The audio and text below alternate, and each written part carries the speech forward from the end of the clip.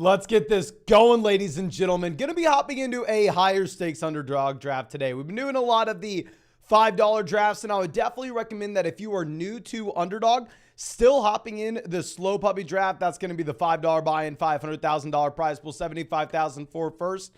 But I'm not going to do that, and instead, I'm going to be hopping into Best Ball Mania here. I will show you all this tournament in just one second, but let's make sure that we have our spot in here. And of course, just in case y'all don't know, Best Ball Mania is the largest tournament on Underdog.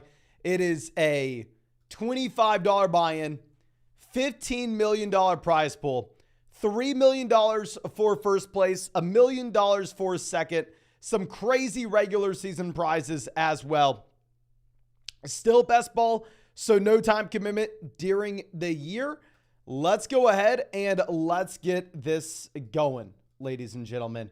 Let's get this going. We're at pick 6. So how we're going to cue this up, we're going to go with the wide receivers early. Sure, I'll take CMC if he makes it to us at 6.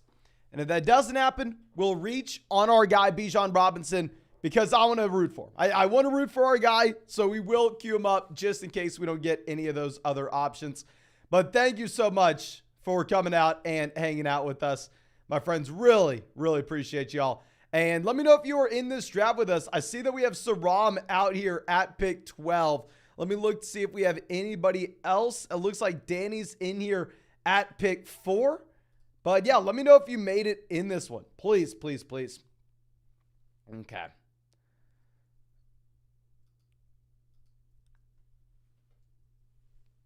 Now, Jefferson Chase off the board, 1 and 2. Cup goes pick 3. I mean, it's nothing out of the ordinary, right? CMC goes pick 4. So it's either we get Tyreek Hill or Bijan Robinson. Let's see. Let's see. Tyreek Hill goes, so we are going to take Bijan Robinson. I understand we were not taking him here earlier this offseason, but just in case you have not seen me bragging about it nonstop over the past week, Bijan Robinson now has to be my guy, right? Fantasy football is meant to be fun. Hell, this is a $25 buy-in. Let's have some fun with this. Y'all know I interviewed Bijan Robinson at the NFL draft. I went to University of Texas. I ran into Bijan Robinson at the gym last week. So let's go ahead. Let's take him here at pick 6. And we'll see what else makes it back around to us. But let's also get a sparkling water going, ladies and gentlemen. I mean, what are we doing? Watermelon flavor for the first one. And then we're going to go unsweetened, normal, just carbonated water for the second one. Okay, Moses saying this is the team that will win it all. So hopefully. If we win it all, like I said, I now have a plan on what we would do with the $3 million if we win first place on this. We go lake house in a boat. That's the plan. If we get the $3 million and win first place here. And let me know what your plan is if you win Best Ball Mania and if you win first place, that $3 million prize this season. I actually got 16th place and won $10,000 last year. Won $150,000 total on Underdog last year. Won a couple other tournaments. Drafted 700 teams. And of course, just in case you don't know, it's best ball, so no time commitment at all during the year. That's why it's the best place for you to get in some extra drafts on the side.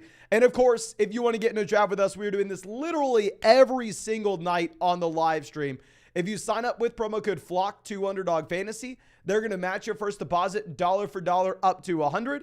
Plus, you'll get our 2023 fantasy football rankings, a free trial to flockfantasy.com, and make sure you do it ASAP because there's still going to be the Patrick Mahomes line, I believe, until July 22nd. So make sure you're going ahead and taking advantage of that player prop. I mean, they have a bunch of other player props, of course. I mean, y'all see them pretty much every single video. But Adams goes pick 15. Let's see what we're going to do here.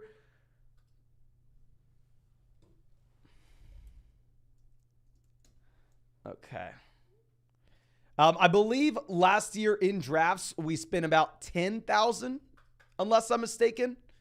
Y'all can actually find that with the video we made at the end of last season, breaking everything down in depth. I'm still going to be drafting the hell out of Saquon Barkley, especially in a tournament like this when we're thinking upside, upside, upside. But hell, round one, we took a running back. I think we're going to be able to get Barkley at a discount as his ADP slides. So we already have drafted a lot of them. I think here what we probably do is draw the line and say we'll take Chris Olave, Jalen Waddle over Saquon Barkley on a team where we went running back in round 1. I think that is going to be what we're looking to do. Okay. T. Higgins off the board here, pick 21. A Caden, I guess, won 1,000 on Underdog, asking if Underdog sends out a tax form. I am not here to give tax advice, my friend. I am sorry. I will tell you, I believe the mark is if you win anything more than 600 in a season, if you profit anything more than 600. So if you spent like $1,100 on Underdog and then you win 1,000, I don't even want to get into any more details than this, because if I'm wrong, even with a slight detail, I don't want people coming at me. So I'm sorry. I'm not here to give tax advice. You can find that on the internet, and you can find someone to tell you that knows significantly more than I do, my friend. Okay. I just answered this. Okay, Zone says, Fournette to the Pats. My 12% exposure looking sharp. Let me see how much Leonard Fournette I have. I know Fournette was going over to New England and working out, but don't know if we have any official news on if anything's done here. Do I have my phone? Oh, crap, ladies and gentlemen. Oh, I almost fell off my chair. That would have been really bad. I don't have my phone. That kind of sucks because I'm not going to be able to, 1, order dinner, which I was going to do halfway through this, and 2, check out some different exposures we have on players. So maybe we can open up another window and do that, but DK Metcalf goes 28. So let's see what we're going to get here. Pick 30.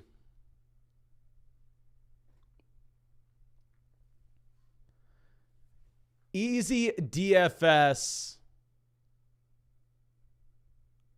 Went Pollard, Tyreek. Goes Josh Allen. There's no way in hell we get Lamar Jackson on the way back around, right?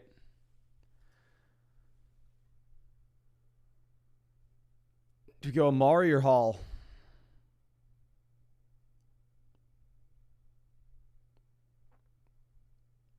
We'll go Breece Hall. I don't exactly know what the right answer is there. I mean, I feel like once you get past Josh Jacobs, Ramondre Stevenson, you see such a teardrop. That's why I definitely would have taken Josh Allen if Josh Allen would have made it to us a pick 30. But yeah, let's go Breece Hall here. Sean coming out says, hey, Mason, I'm curious your thoughts about DeAndre Swift next year. I think he could have a league-winning upside in the Eagles, but want to know what you think. So the issue with DeAndre Swift is, historically speaking, Swift has seen very, very little, and I repeat, very little rushing volume in Detroit. I don't think you can blame it just on the coaching staff. I don't think you can blame it just on the personnel, because DeAndre Swift has been a Detroit Lion with different coaching staffs, with different running backs sharing that backfield with him. And almost regardless, nobody decided to use DeAndre Swift as a first and second down option. The only value DeAndre Swift gave you was what he had as a pass catcher.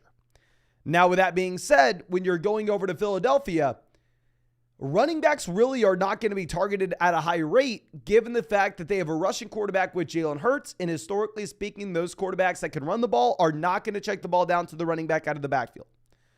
Now, with that being said, DeAndre Swift has fallen in drafts to a point where I think he is 100% draftable, even if earlier in the offseason we were outlaying how bad the situation was and how you needed to be avoiding, but he's fallen a couple rounds in drafts since April, so I'm fine with it now.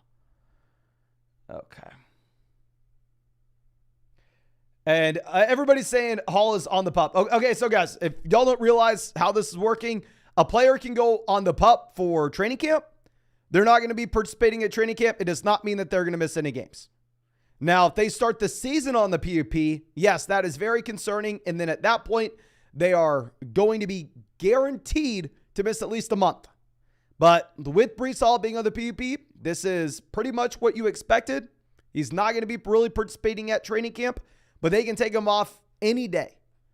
So I'm not too concerned about that, ladies and gentlemen. Okay, let's move this down. Now we have Jahmyr Gibbs off the board at pick 40. Swing this back around. And if ETN makes it to us at 43, I think we can say that it was probably a bad decision for us to take Breece Hall. I'll be the first person to admit that. That was essentially what we were sitting here trying to go back and forth on. Okay.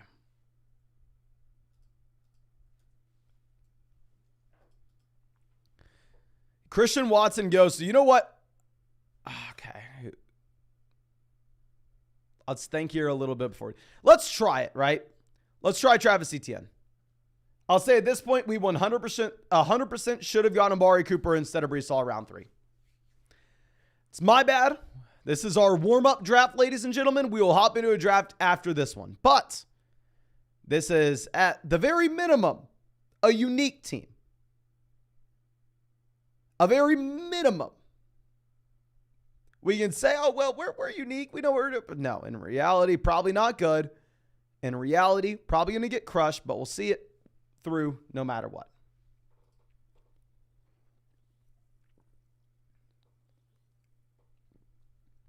BB says, do you think Underdog ever add some stock chat / emotes to react to picks? That would be really cool. Like if you could drop like an emoji, right? And it would just like show next to your name. So if I could drop like a clapping emoji and my dog would like turn into like the clapping emoji for 3 seconds. That way, like if someone say goes through it in a draft we were in yesterday, took Michael Thomas and picked 33, you could just see everybody at the top having like a little bit of a reaction. I think it could be interesting. Could be interesting. Talon says, what are your thoughts on Barkley? Yeah, like I said, I listened to that entire podcast like the second that it premiered. What was so funny is the only reason that I had known that podcast existed is the first recommendation. I mean, the first episode of that podcast got recommended to me last week with Jack Dorsey on it. And it was like the first episode that podcast has ever had. I was like, oh, I'll listen to something Jack Dorsey has to say. Might as well hear him out. He's done something successful. And then when the Saquon Barkley one came out, because I listened to the Jack Dorsey one last week, that Saquon Barkley podcast premiered on YouTube. And I was one of the, like, go look at the chat replay. There were like 20 people watching the podcast drop. And I was one of the 20 people. You will see Dynasty Football Flock in the chat replay. I was like the only person there. Okay. Yes, everybody, Hall is on the PUP list for training camp. Y'all need to understand. Completely different PUP list if you're going to be looking at training camp versus what you have during this season. Okay. Isaiah Pacheco is also on the PUP. There are going to be a lot of players that pop up on the PUP. He can come off at any time and may not miss games. So, please, if anybody sees that message in the chat, please go ahead and give the answer to whoever asked it. But Aaron Jones goes, so we're lucky enough to have a wide receiver make it back to us. We're going to take whoever falls between Mike Williams, DJ Moore. I mean, I'm assuming that this team goes ahead and takes one of these wide receivers, right? Maybe they go Hawkinson, but I think we assume they go wide receiver.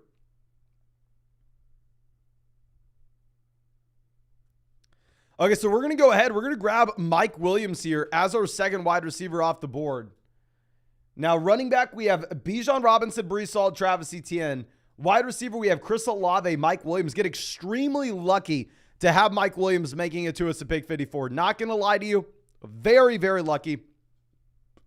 I think we should have another wide receiver we like at 67 as well.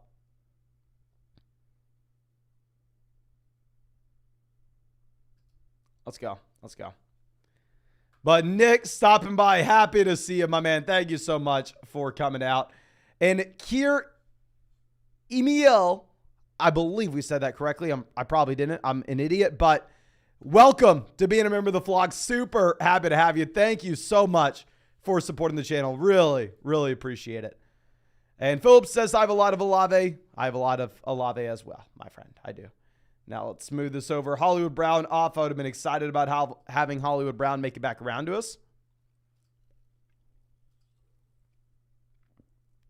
Yeah, thank you so much for being a member of the flock and hanging out with us in this live stream. Now we have Kittle off the board. Godwin goes as well. Clearly, we're still looking for wide receivers. Now, if somehow, some way, Justin Herbert were to fall, we would have taken him. But Saram is not letting that happen. He takes Justin Herbert on a team where he already has Lamar Jackson and no Los Angeles Chargers. What the hell, my man? You can't let, in reality, this team here would have taken Herbert.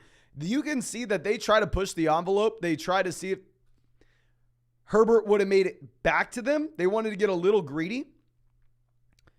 Because, I mean, if you looked at Saram's team, he already had Lamar Jackson. He had no Chargers. So, I mean, you'd assume he wasn't taking Justin Herbert. But, yeah, he says. So, oh, no, yeah. Don't assume I'm going to do anything. I'll do whatever the hell I want to do. Okay, now Kyle Pitts off the board. JSN goes as well. Mike on the clock has the Mahomes-Kelsey stack, and then at wide receiver, Amari, Judy, Deontay Johnson.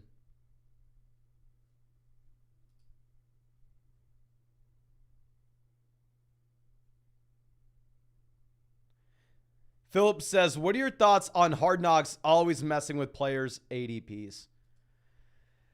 I mean, I'll say if you're looking at what Hard Knocks may bring this season, I think what you may end up having is I think you may end up seeing like a running back 2 for the New York Jets all of a sudden get hyped up a bit. I mean, just because if Breece Hall, say, isn't 100%, if Breece Hall is not out there in every single practice at full contact, they'll probably talk about some other running back who will get bumped up. I mean, I think last year Craig Reynolds got bumped up, unless I'm mistaken.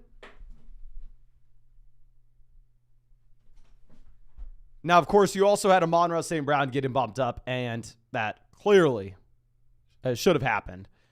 Now, we're going to go ahead. We're going to take Tyler Lockett, the falling value in ADP here. I've already drafted a lot of Michael Pittman. It's not like we need any more Michael Pittman. But, yeah, I mean, super lucky again to have a wide receiver making to us a pick 67. I mean, when you go through and when you start 3 running backs in the first 4 picks, you better have wide receivers making it to you in rounds 5 and 6. You're not guaranteed for it to happen on Underdog, especially these guys. We know they fly off the board. So, yeah, we're just very lucky to have them here. And pulling up Leonard Fournette, I have Leonard Fournette in 11.6% of these drafts. So, I'd be very excited if Fournette was a New England Patriot. Okay. Smooth this over. Jordan Addison off the board, 72. I would have been excited about having Addison on the way back around. Now, at some point, we want to be looking at going quarterback. At some point, we want to be looking at going tight end, right? Because we don't really want to have to take 3 quarterbacks and 3 tight ends. And if we keep on waiting on both positions, we are going to have to. Now, you have Darren Waller off the board at 73. So, sadly, we're not going to be able to take a tight end here. I mean, the next best tight end is Evan Ingram, ADP 97. We could get Evan Ingram if we really wanted to in round 8, pick 91. Damian Pierce goes 74. That is a very interesting team. That team only has 1 wide receiver so far through the first 7 rounds. Now, that wide receiver is a great wide receiver. That wide receiver is Jamar Chase, but still. Okay, George Pickens goes.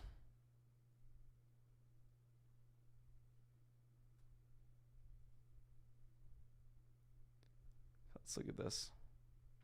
Easy DFS on the clock. They go Treylon Burks, so we're going to go ahead. We're going to grab Jahan Dotson. I mean, after Dotson, you really see a massive teardrop at wide receiver. I don't want to say like Quentin Johnston's a massive teardrop down, but more so the guys that we're going to be looking at in round 8. You're going to be looking at like Zay Flowers, Rashad Bateman, just guys I'm not too interested in. So I feel like this is our last shot to grab a wide receiver, which we definitely need. Like I said, we only took 1 wide receiver through the first 4 rounds in this draft. But now, kind of like this team. I mean, we're sitting with Chris Olave, Mike Williams, Tyler Lockett, Jahan Dotson at wide receiver. Don't feel like that's a horrible wide receiver room, if I'm going to be honest with you. And obviously, we have some phenomenal running backs with Bijan, Breece Hall, Travis Etienne, all of whom still on their rookie deals. We know generally we're trying to grab 3-down running backs on their rookie contracts. So, yeah, I like that. Okay.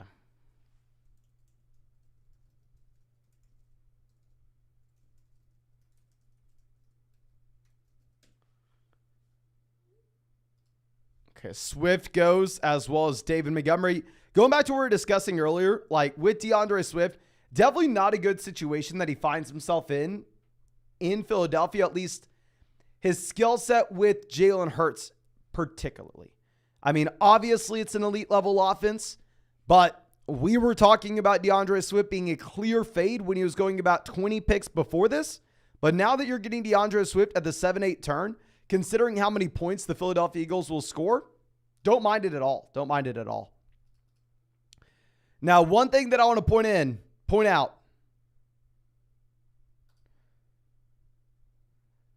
is yesterday, Isaiah Pacheco was suggested to go on the PUP list, and he practiced today.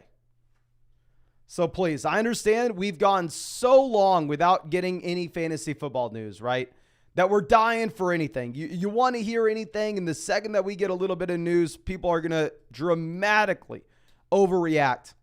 Just calm down a bit. Things will happen. We've been preparing all offseason, and we shouldn't throw everything out the window the second that we get a blurb on a player. Okay.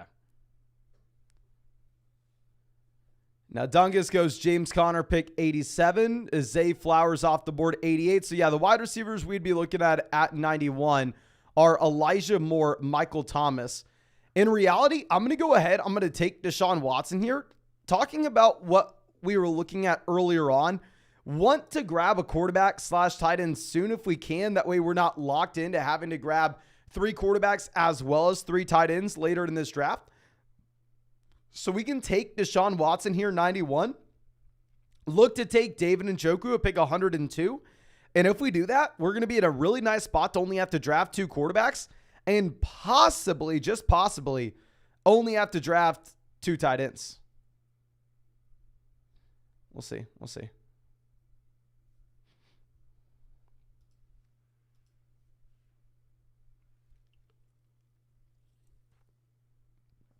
Now, James Cook, Evan Ingram, Alvin Kamara, all off the board. Really, the only guys that we'd be looking at pick 102 is if somehow Elijah Moore were to fall to us at 102, he's a clear selection with Deshaun Watson. And if we were to have David Njoku make it to pick 102, which probably will happen, then we'll go ahead and we'll pull the trigger on David Njoku, right? But Elijah Moore goes 96.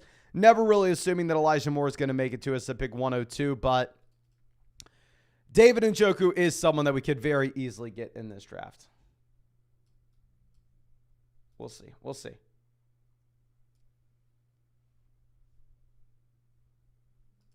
A Wells says, only time I ever draft Bateman or Flowers is if I have Lamar. Other than that, they stay on the board after my picks. Yeah. I don't even really draft them even when I have Lamar, to be honest. I just think they aren't such a gross range. I have Bateman in only 3.2% of my drafts. But what is hilarious is I took Bateman in the $1,000 draft. So even if I only have Bateman in 3% of my drafts, I still have $1,000 invested in a Rashad freaking Bateman. Zay Flowers, I have in 5.2% of drafts, which is obviously a lot higher than Bateman, but Zay Flowers, I only have in $169 invested into. So it's a little funny how you can take someone significantly more than the other guy, but if you're playing in like a lot of $5 drafts on Underdog, $3 drafts on Underdog, but then you're also mixing in some $250, some $1,000 drafts, then all of a sudden, I mean, it's just going to completely skew the investment you're making into each player. And Nolan says, yeah, I'm at like 6% Deonta Foreman with 1,600 invested. Interesting. Batmac Gaming, happy to see you, my man. Says Mason, the GOAT. So everybody drop a like. Yes, if you have not done so already, go down there, drop a like on this live stream as we pass on Michael Thomas, a.k.a. top 10 wide receiver, and instead grab David Njoku here to pair with Deshaun Watson. You could make an argument. Well, Mason, Michael Thomas is going significantly past ADP here. Mason, you also took Chris Olave. Maybe you want to make a consolidated bet on this New Orleans Saints passing offense. I can understand people going through and making those arguments, but in reality, I'd probably rather have David Njoku straight up than Michael Thomas if we throw ADP out the window. Plus, we took Deshaun Watson, so I like it. I like it.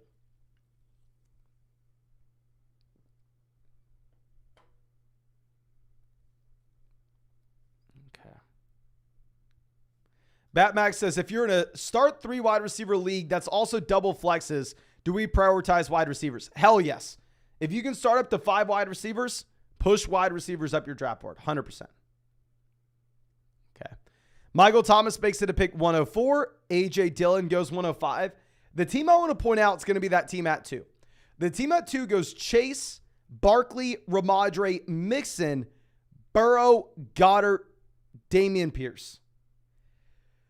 To be honest with you, going through and looking at that, one wide receiver through the first 7 rounds looks horrendous, but I cannot blame that team for a single one of those selections.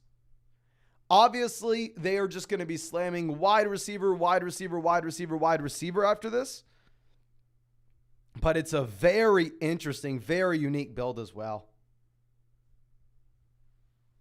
Very interesting.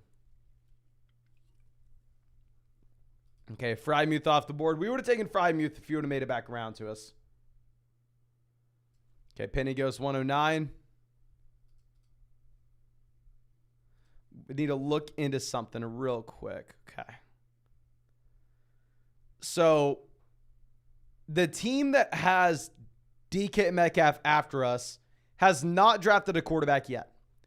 So, if we want Geno Smith here to pair up with Tyler Lockett, we have to take Geno Smith here in round 10. That's what we'll have to do. That's what we'll have to do. And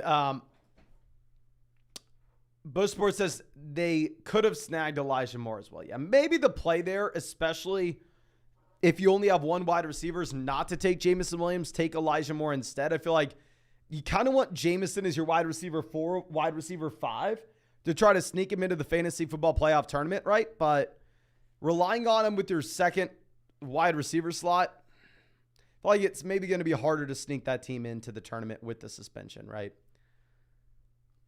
Let's see this. We could go Lazard as well and then go Aaron Rodgers on the way back around. Probably not as exciting in my mind. And no, I do not care that Geno Smith and Deshaun Watson share the same bye week. I do not care. We will sacrifice our 20 points in week 5. That way we can hopefully have a unique combo and access to a ceiling that not many other people are able to match. So let's go ahead and let's take Geno Smith here. I think this is about the range where you want to be taking your quarterback. I don't really love too many of the wide receivers here. The running backs are kind of whatever. So generally I find myself a lot in rounds like 9, 10, 11, going tight end, going quarterback. It seems like the other positions are a little grosser. And what's nice about taking Geno Smith here, 115, is we don't have to take another quarterback, right? We're done with 3 QBs here. Done with 3 QBs. Okay. That team that we were worried about taking Geno goes ahead and takes Kirk Cousins. Yeah, so if we would have passed on Geno Smith, I'm almost certain that they would have taken Geno from us. You know what? Considering that we had Breece Hall, I think you could have made a strong argument that it would have been a better play to take Allen Lazard, Aaron Rodgers, and set up a double stack with Lazard, Breece Hall, Aaron Rodgers. It's probably what we should have done. It's what we should have done.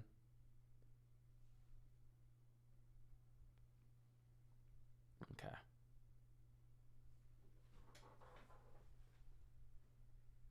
Where the hell did I put my phone?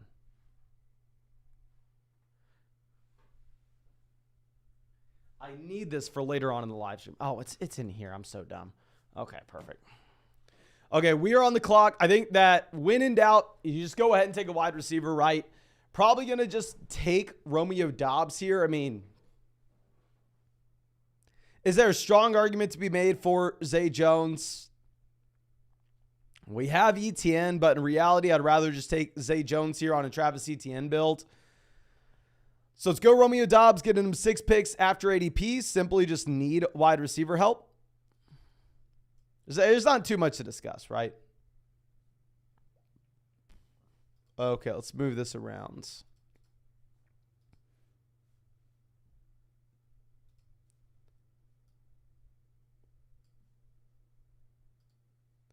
And then we have Dylan coming out and says, hey, Mason, I'm on a low budget of $200. I'm new to Underdog. How should I spend it? Thank you.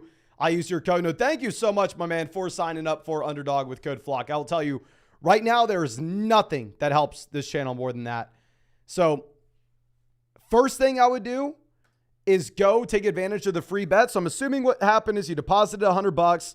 They match your deposit. So you have $200 in your account. This Patrick Mahomes bet is available right now. It's a $20 max. I would go and look at that Patrick Mahomes. I would, at least what I'm looking at, is most likely parlaying that with one of two options. I like the Devontae Adams versus Jamar Chase receiving yards mark. I like taking the Chase side. You're getting an extra 25 receiving yards on Jamar Chase. Or I like going ahead and going fewer than 825.5 receiving yards on Treylon Burks. So I'd parlay that Mahomes free bet with one of those. That's 20 to win 60. And then I would honestly, if you are new to Underdog, be looking at the slow puppy drafts. These are going to be slow timers. So I think it will be a lot of solid practice for you. And more importantly, it's only a $5 buy-in. So you can do a lot of these drafts, have a lot of practice, in my mind, have a lot of fun. And then that way you can decide, do I like Underdog? Am I good at it? Is it fun? You learn along the way before you get into any of the higher stakes drafts. I definitely wouldn't touch any of the super high stakes stuff until you've done at least like 10 of the $5 ones, right? At least that's what I would recommend. But let's go ahead and let's get back in here. So we are completely open for 3 positions: running back, wide receiver, tight end. I think we can do any of those 3.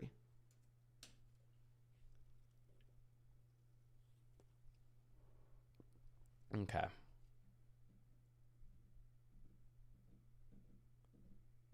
Warren goes, okay, I know what we're doing, but I don't want to say it just yet. Bean 0 on the clock. Only Javonte Devon Achane at running back. You assume that they have to go RB here, right? Yeah, they go running back. We're going to take Greg Dulcich. I think taking Dulcich here gives us a couple different things. One, it gives us a tight end that I think can outscore the wide receivers in this range. And 2, I think at the same time, it gives us the possibility of only having to take 2 tight ends. I think we can possibly get away with now only having to take 2 quarterbacks as well as 2 tight ends.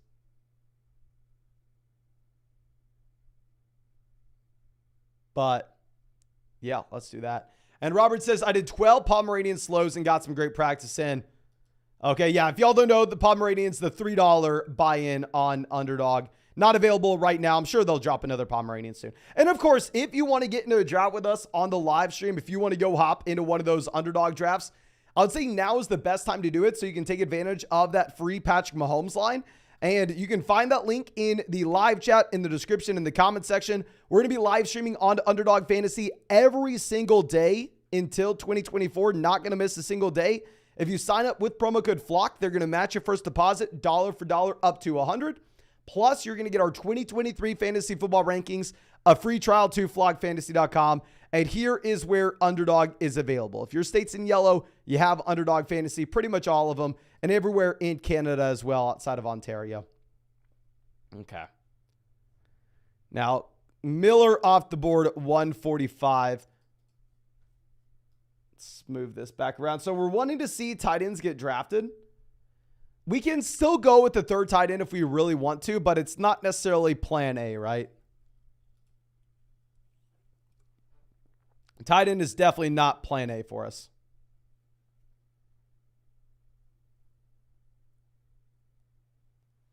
Okay. Cole Kmet off the board, 146. Gerb says, is there any benefit to stacking players in redraft leagues, or is that just a best ball thing? You want to stack players in redraft, in dynasty, and in best ball. I was stacking players in dynasty drafts all the way back in 2014. My first fantasy football league ever, I drafted Matt Schaub and Andre Johnson specifically for the stack. I was like, okay, well, yeah, there are 11 people who lose this. There's one winner. Might as well try to chase the highest ceiling possible. Let's grab both these guys. It was like 10 when we did that. So yeah, I'd say definitely you want to be stacking regardless of the format, my friend. Okay, Higbee goes. I think you can make a couple different arguments here. I think you can say, well, if you take Tyler Algier, it can present a unique path to the fantasy football playoff tournament. In general, you are not wanting to handcuff running backs in fantasy football, and especially in tournament style contests. I think the majority of people know this by now. I mean, we've been talking about it for years, but we can talk about the possibility of how we could sneak a Bijan Robinson team to the fantasy football playoff tournament. So if you're going to look at a couple different things, one, what happens if Bijan Robinson, say, goes down week 1 with a high ankle sprain or week 3 with a high ankle sprain, misses about 9 weeks of the season, and all Bijan Robinson teams are then eliminated and not able to make it to the fantasy football playoff tournament in weeks 15, 16, 17. Well, maybe if we take Tyler Algier as well, we can sneak a Bijan Robinson team into said fantasy football playoff tournament. And if we're one of the only Bijan Robinson teams in there, and then say he were to be the running back 1 overall for that 3-game stretch, hell, that can print us $3 million. Now, it's not plan A to ever go into a draft and stack. And if we had, say, Tank Bigsby sitting here available to us, well, I definitely would go Tank Bigsby. You know, I'm not taking Tyler Algier simply because we want to be handcuffing. I'm taking Tyler Algier because I think he's the best player available. And I think that it's not the worst thing in the world. It's not ideal, but you can make an argument for it. But No Man coming out says, I watch the live drafts every night. Join Underdog because of these. Keep up the good work. Quick question. How do you join the live drafts? Just jump in when you post it. Yes, sir. So there are going to be 2 different things. One, when we draft tournament teams like we are doing right now, then it would just be join at the same time as us, but that can't guarantee that you get in here. Obviously, there are only 11 other drafters with us at that time, so you may end up getting into a draft that's like right before or right after ours. Once we get closer to the year, and I've already done all my Best Ball Mania teams, that's going to be 150 total teams in this tournament. We're going to be doing a lot of private drafts then as well. And then I'm going to be sending out the link in the live chat saying, private draft here. Click this link. It'll be like a $3 buy-in, and you click that, and you'll be immediately in. So a couple different ways. Right now when we're doing tournaments, I'd say yes, join at the same time, but that can't guarantee you're in with us, and you may end up in a separate draft. If you want, say you only have, say, like 10 or 15 bucks on Underdog, and you're going, you know what, Mason, I have to make sure that I'm in your draft with you, then I would say you probably want to wait until we do those private ones, my friends. But thank you so much. Thank you. I think here, maybe we go Shaheed. We have Chris Olave, so we've already made the bet on the New Orleans Saints passing offense. The same time, I'm not in love with any of the running backs in this range. We're not really taking a quarterback here. We can't take a third tight end, but if we're going to take a third tight end, I'd rather wait until the very end of this draft to do so. So yeah, let's go ahead and let's take Shaheed. Not a big fan, but I'm not a believer in Michael Thomas, to be honest with you.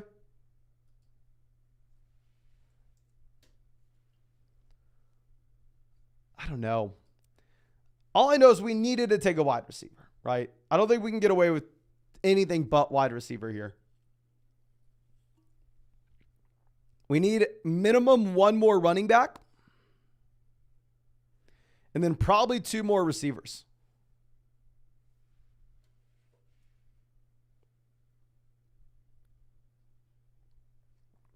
Purdy, Bryce Young, both off the board. Great for us.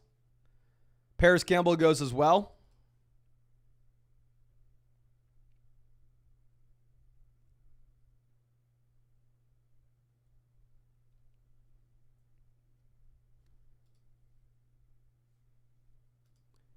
Duke says, I have over 500 drafts, 0 Shaheed. Let me see how much Shaheed. I honestly think I have a decent amount.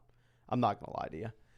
We're going to go Irv Smith Jr. Like I said, I didn't think we had to go 3 tight ends, but if Irv Smith Jr. ADP 156 going to fall to us 174, I think he can outscore the wide receivers in this range. I don't think it's going to hurt too much going ahead and pulling the trigger on him here. And yeah, let me show this team off. Now that we got Irv Smith Jr., 0% chance we can take another quarterback. So running back, we have Bijan Robinson, Breece Hall, Travis Etienne, Tyler Algier. Wide receiver, we have Chris Olave, Mike Williams, Tyler Lockett, Jahan Dotson, Romeo Dobbs, Rashid Shaheed. Quarterback, we have Deshaun Watson stacked with David Njoku. We have Geno Smith stacked with Tyler Lockett. And tight end, we have Njoku, Greg Dulcich, as well as Irv Smith Jr. So yeah, so I actually really like this team. I really like this team. Let's move this around. And real quick, if y'all want to stop and do another draft for this, make sure you go down there, drop a like on this live stream. If we hit 350 likes in the stream, we'll fire up another draft after this one. Okay, Shakir off the board. Swing this back around. Now we are exclusively running back wide receiver. We're going to take 1 more running back and 2 more wide receivers. Tyquan Thornton goes pick 180. Gus Edwards off the board 181. Okay. We're already at 350, so we're going to make our selection here, and then we're going to bounce to the next draft after this one. I think we may reach here on our pick a bit. Why am I saying that, Mason? Just be quiet. Just be quiet, Mason. Okay, so there are 3 teams before us that only have 1 tight end each. So then we may actually see some tight ends go off the board. You have Cordell Patterson off the board, 183. You're super interesting to see that.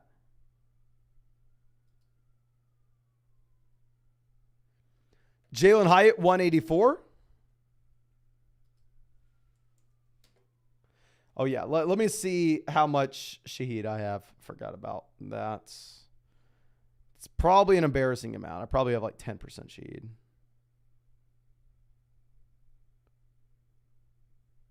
Never mind. I have 7% Shaheed. So we are a little bit underweight. Then we've been taking him some. Okay. Trey McBride goes. Good for us. Let's see another tight end get drafted. Isaiah Hodgins goes. So we're going to go ahead and... Do we take Chuba Hubbard or Leonard Fournette? I'm going to go Fournette. The reason being is Hubbard's been drafted in every single one of these drafts, whereas there have been a decent amount of them that haven't had Leonard Fournette. So I think you can have a little bit more uniqueness here. So, yeah, let's go playoff Lenny. Let me show this team off. We're going to be taking 2 more wide receivers, and we are going to be hopping into our next draft. Next one, what do we want to do? I don't want to do a weekly winners. I'm sorry. Let's do a Best Ball Mania. We're going to do another Best Ball Mania, and there are 10 spots open in this draft. So I'm assuming we are going to have a ton of y'all out here with us. But let's get this going. And let me pull up that other draft to make sure I don't auto. The draft that we did at the end of the live stream last night, I went to walk the dog and forgot to queue up our options. We were only drafting like running backs from there on out. And we ended up like 4 quarterbacks. So just completely forgot and burned $5. But we're at pick 1, and we have had a ton of run at pick 1. It seems like every other draft we get on Underdog now, we are at pick 1. So we'll make it work here. We'll make it work, ladies and gentlemen. And yes, I saw the Patriots are talking to Leonard Fournette. I really hope Fournette signs with the Patriots because I'd be excited about all the Leonard Fournette teams that I've drafted. And also, I'd be excited that we have faded Ramondre Stevenson up until this point. And I'm a little bit worried about Ramondre Stevenson crushing us. Now, Hunter in here at pick 9. Waffle Taco in at 6. Nick in here at 2. Charlie in here at 7. X7 in here at 5. Jay in here at 12. Happy all of y'all are out here with us. Joshua saying, seeing a trend of people taking Jamar Chase at pick 1. Well, that's not going to be me, my friend. I'm going to be taking Justin Jefferson at pick 1 and not really going to be thinking twice about it. In that other draft, we're taking Devontae Parker. Parker's also a little bit of a unique pick. He was not being drafted earlier in Best Ball Mania contest. Also like Devontae Parker a little bit more now that you don't have the possibility of DeAndre Hopkins going there. Okay. We're just going to continue to queue up a bunch of wide receivers. That way we make sure we're not autoing like another tight end or something in that draft. But after we take Jefferson, you have Jamar Chase, Tyreek Hill, CMC, Cooper Kupp, all off the board. Kyle asking, how do you see the percentage of players that you have? So what you want to do is you want to go to your Underdog lobby, just on like the home screen here. You see the tabs up that say lobby active completed. Click completed, then click 2023 season exposure, and then it will list everything out for you by the percentage of each player you've drafted, the amount of entry fees that you have into that player. You can sort it by percent drafted, sort it by entry fees. You can sort it by position. You can look at quarterbacks or just quarterbacks, wide receivers, and all the way down the line, my friend. But hope that helps. And now we have Austin Eckler off the board at 7. Stephon Diggs. So super standard draft. Let's say really the only thing that's maybe a little weird is seeing Kupp fall to 5. You don't see much Cooper Kupp at pick 5 anymore. You have Eckler, Travis Kelce, Bijan Robinson, all here 7 through 9. A.J. Brown off the board at 10. And real quick, of course, if y'all want to get in one of these drafts with us, if you want to be in our next one, we're doing this literally every single day on this live stream. I'm not going to miss a single day of live streaming until 2024. If you sign up to Underdog Fantasy with promo code FLOCK, they're going to match your first deposit dollar for dollar up to $100. You're going to get our 2023 fantasy football rankings, a free trial to flockfantasy.com, and make sure you do it ASAP. That way you can take advantage of the free Patrick Mahomes line as well. Not going to be available forever. I think you got a couple more days with that. And also here's where Underdog is available. But let's move this over. And it's best ball. So you're not replacing your main fantasy football league with it. It's just fun on the side. Now we have Tony Pollard going off the board at 14. So even if we wanted Pollard, can't consider him. Interesting. Hopefully this is a weird draft here. I think that was no, Jay took Garrett Wilson, Nick Chubb. I was going to say, okay, I think. But, ooh, really interesting. Oh my gosh, look at this. Robert says, drafted in a redraft at the 101, took Jefferson at 1. 2-3, we went Adams, A.J. Brown. So I'm starting Justin Jefferson, A.J. Brown, and Devontae Adams at the flex spot. Dear God. That is wild, my man. Robert says in the other draft, he just got CMC at pick 7. Really interesting. Barkley goes at 20. So sadly, Cito telling us we're getting Barkley. I'm not getting Barkley. I would have taken Saquon Barkley at pick 24 if you would have made it to us, but sadly, we don't get the opportunity to, my friend. Okay, let's move this over. Mahomes off the board, 21. Devonta Smith, 22.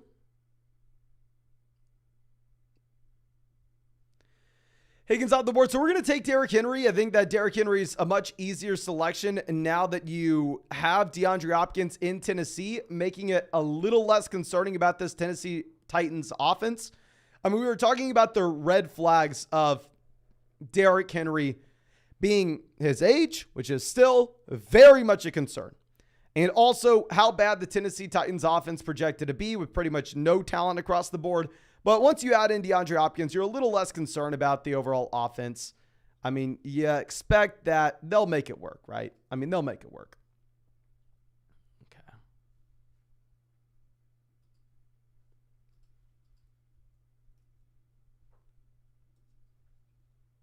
Now, Duke says elite quarterback at pick 1 is a donation. I'd love to hear the thought process on that, my friend. I mean, in general, I don't necessarily see the teardrop between Jacobs. I don't want to say it that way. I see a larger teardrop between, say, Jalen Hurts and Justin Fields, who would be looking at the 4-5 turn, in comparison to Josh Jacobs and Joe Mixon, who were looking at the 4-5 turn. So I understand not a super unique team. And if you were drafting in like a puppy where the entire thing's going to be drafted in a week, you probably want to go for a little bit more of a unique build. But if you think of the entire course of Best Ball Mania with how many teams were drafted in April, how many teams were drafted in May when Jalen Hurts was going at the 1-2 turn,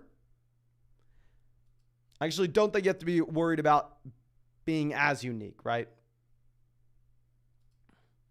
You go up against every one pick. I understand that, my friend.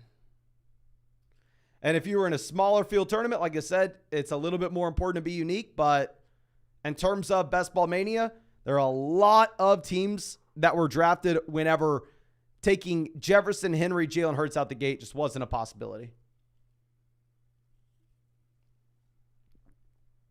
Okay. Tanyan says, this dude in the overflow drafted from the 2 spot just went Chase Mahomes Allen. Definitely don't love the back-to-back elite level quarterbacks at the 2-3 turn. I mean, I'll say, I think you could possibly get away with an elite level quarterback there at the beginning of the 3rd and also going with like Justin Fields at the beginning of the 5th. Not saying it's good, but I think you could possibly get away with it. Whereas I don't know if you can get away with going QB at the 2-3 turn. I don't know if that's a possibility. Okay.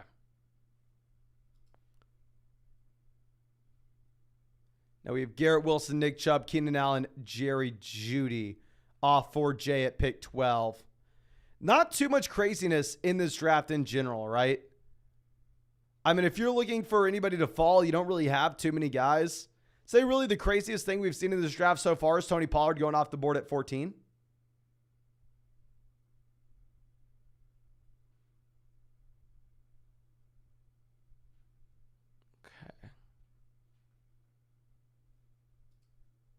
Let's move this around.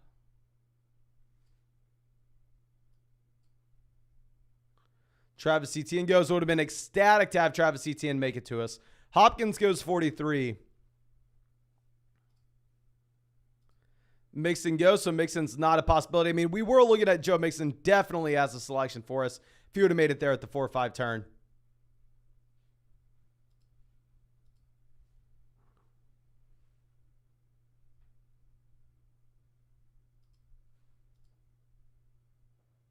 Okay, DJ Moore off the board.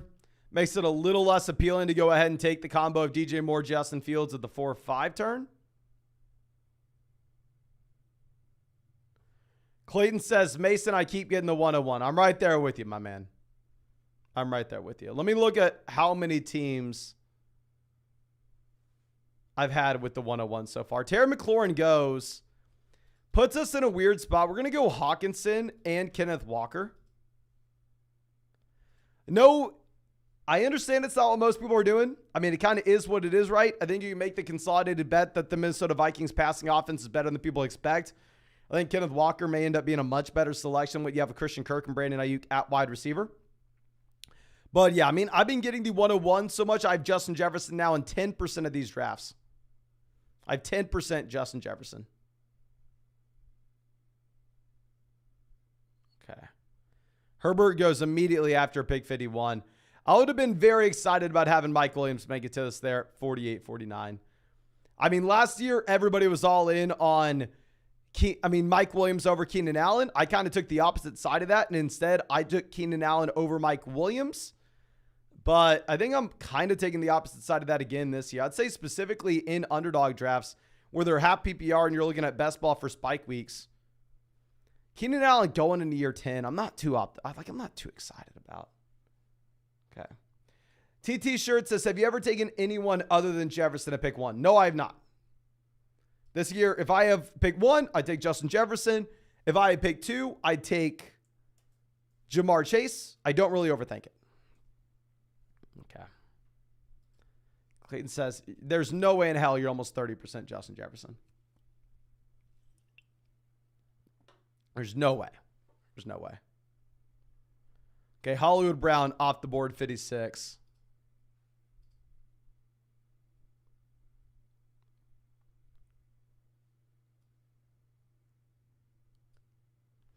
I feel like this is a similar team to what we saw in the last draft, where the team at 2 in the last draft decided to go ahead and take Jamar Chase. Then afterwards, they did not take another wide receiver until round 8.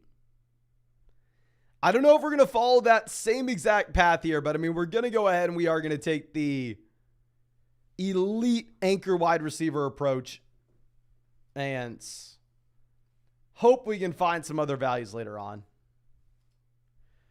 Joshua says he thinks he's like 18% Jefferson.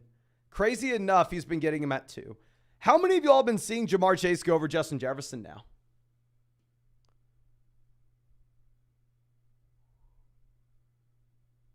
Are y'all seeing that often?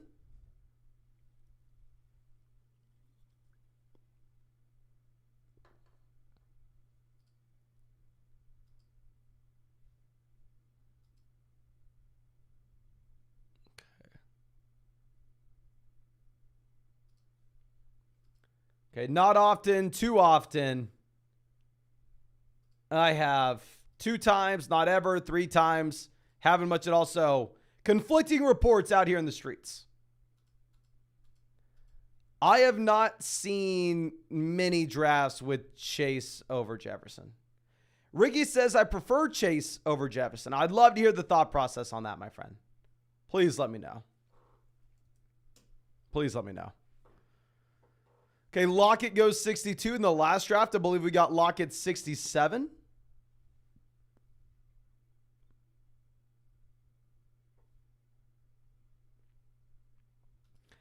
Magandy says, I got Jefferson at 3 once, assuming number 2 queued up Christian McCaffrey and wasn't paying attention. Brutal. I'd have been so excited about having Jefferson at 3. Okay, Godwin makes it to 64. Deontay Johnson also falling in these drafts as well.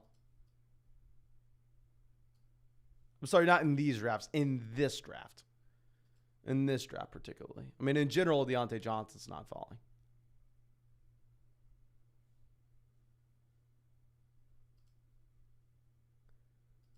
Okay, Deontay now goes. So obviously we're looking for Goddard considering the fact that we took Jalen Hurts. Could get a little weird and go like Dallas Goddard, DeAndre Swift. I think we did that the other day.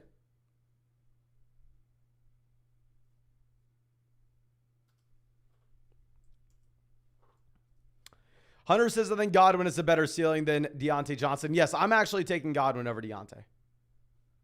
I understand ADP has Deontay higher. I'm going Godwin. Mike Evans off the board, 67. I would have been excited about having Mike Evans make it to us. It is what it is.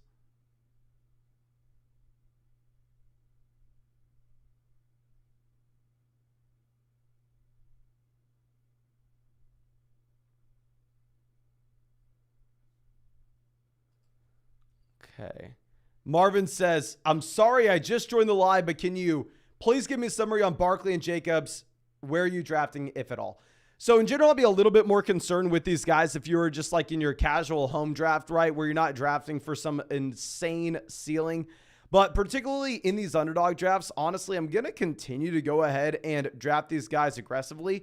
I mean, if you're going to look at what you have with Barkley as well as Jacobs, they don't have a lot of leverage. If I was going to be worried about one of these guys potentially missing time, I'd be more so worried about Josh Jacobs, because Jacobs and that team's really, the Raiders aren't really playing for anything this next year, right? I mean, I don't think anybody's going to convince himself otherwise. And on top of this, if you're looking at Jacobs, he's much younger than Saquon Barkley. Jacobs was drafted at 20 years old in 2019 compared to Saquon Barkley drafted in 2018 at 21 years old. So I would be a little bit more worried about Jacobs than Barkley. Specifically in these underdog tournaments, I'm still drafting the hell out of both guys because, like, this is a $25 buy-in, $3 million prize pool, right? I'm trying to shoot for the highest ceiling possible. But otherwise, I think you can decide to push down maybe Barkley behind Taylor Chubb if you're playing in just like a casual redraft format, and maybe push down Jacobs behind, I mean, I don't know. I'm not pushing him behind Ramondre. I don't know if I can do it. I mean, Ramondre, I just think they're bringing in either Dalvin, Fournette, Hunt, Zeke. I think they're bringing in someone. And yes, we're going to take Addison. We are going to go with the entire Minnesota Vikings offense. We're going to take Kirk Cousins on the way back around, and we are going to put all our eggs in the Minnesota Vikings passing offense. And hopefully, just hopefully, we can have Kirk Cousins coming out and being a top 3 quarterback in the NFL in passing yards.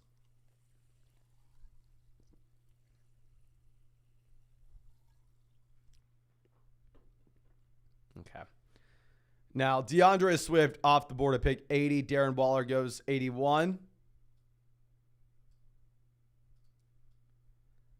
So this is the team we have. We are sitting with a very weird, a very unique build of Hurts, Goddard paired up with the Eagles. Running back, we have Henry Walker. Wide receiver, we have Jefferson Addison. Very, very weird team. We'll see. Torres the Great says, new to best ball, what video can I watch to learn how to play? I would say if you're new to best ball, the biggest thing that you need to understand is roster construction matters a lot. In your regular fantasy football league, roster construction isn't everything because you have access to the waiver wire. You can go through and make trades. You can change your team during the year, but you can't change your team once you draft it in one of these best ball drafts. So you really have to stick to strong rules when you're drafting these guys. I'd say you're going to go to 2 to 3 quarterbacks. Say you're going to go 4 to 6 running backs, 2 to 3 tight ends, and then the rest of your spots you want wide receiver. Okay. Now let's move this down.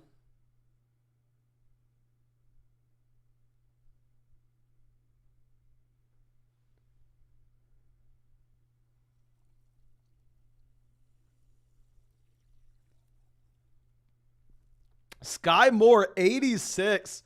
So the Sky Moore hype is extremely strong here. I mean, Sky Moore going ahead of Treylon Burks. I have to tweet this out.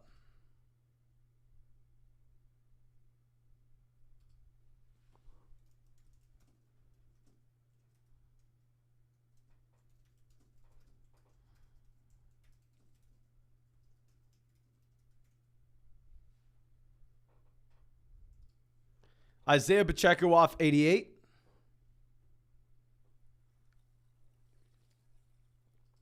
Cliff says, Mason, would you consider Pitts and Freiermuth the bully tight end? I'd consider them strong tight end options. That's not the definition of bully tight end, but Tua, because if I get Burks with Derrick Henry, this is a phenomenal team. For the love of God, please. Please let me get Treylon Burks. For the love of God. Oh. Zayfly, we may get Burks here. To pair up with Derrick Henry, we've already made the bet on the Tennessee Titans offense by taking Henry. If we could double down on that bet, that would be beautiful. Dalvin goes.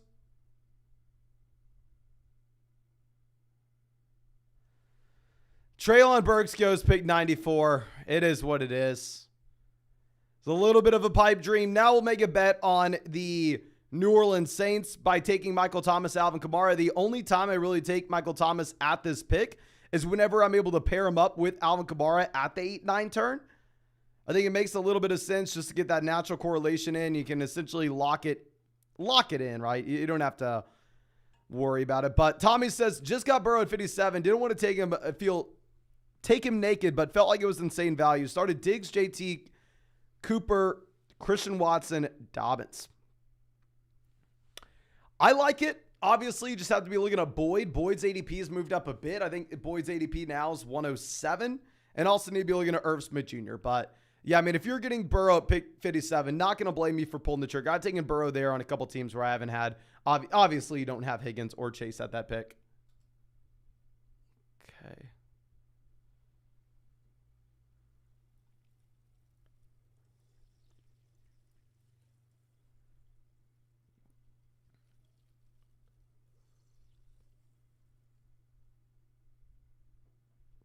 Now, after we take Kamara, we have a run on running backs here with Dylan, Antonio Gibson, Zach Charbonnet as well. Oh, people pointing out that Cousins got sniped at 90. I did not even notice that Kirk Cousins got sniped at 90. Okay, well, it looks like we may be pivoting, ladies and gentlemen. Looks like we may be pivoting over to Derek Carr with this team. Yeah, that team took Cousins at 90. Had no real reason to do so, but, I mean, it is what it is, right? we still make that one consolidated bet on the Minnesota Vikings passing offense. We can still get there and maybe have a little bit more of a unique build by not having Cousins. Yeah, it looks like Derek Carr is our next guy in line to go through and make that bet on the New Orleans Saints by taking Michael Thomas, Alvin Kamara there. But Bush Sports coming out says Burrow over Cousins. Expect with team points for last year. And okay. Burrow over Cousins, except with team points for last year and team passing yards and total pass attempts. Jefferson averaged 22 points per game last year. Chase's breakout season was about 18. Don't overthink this. Bush, let me know what you think about this. I was thinking this walking the dog a couple weeks back, but if y'all remember, last offseason, we had a ton of reports with the new coaching staff with Kevin O'Connell in Minnesota that they wanted to just lead the NFL in passing attempts. Like, we were getting so many reports that the Minnesota Vikings were just going to dominate, throwing the ball over and over and over and over again. What if by taking Addison and having Hawkinson now, the Minnesota Vikings are a top 3 team in the NFL in passing attempts, top 2 team in the NFL. What if the Minnesota Vikings lead the NFL in passing attempts? I think that is in the range of outcomes. I think that is a possibility.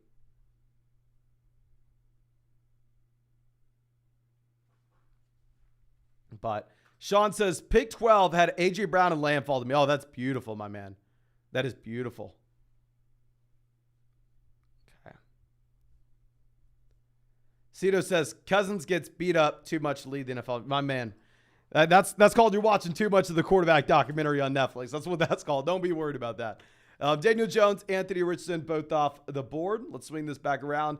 So running back, we have Derrick Henry, Kenneth Walker, Alvin Kamara. Wide receiver, we have Jefferson, Addison, Michael Thomas. Bush Sports says, it's honestly not just possible, but likely. They were 3rd last year in attempts. Yeah, I mean, with the I don't want to say personnel change, but with the just additional talent that they have, I think that they're going to go out there and just try to throw the hell out of the ball.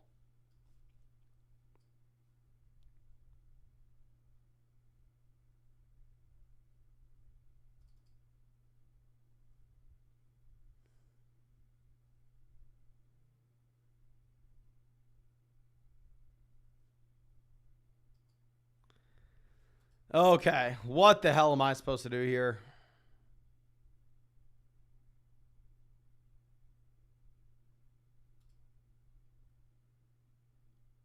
Kind of like Elijah Mitchell. Kind of don't.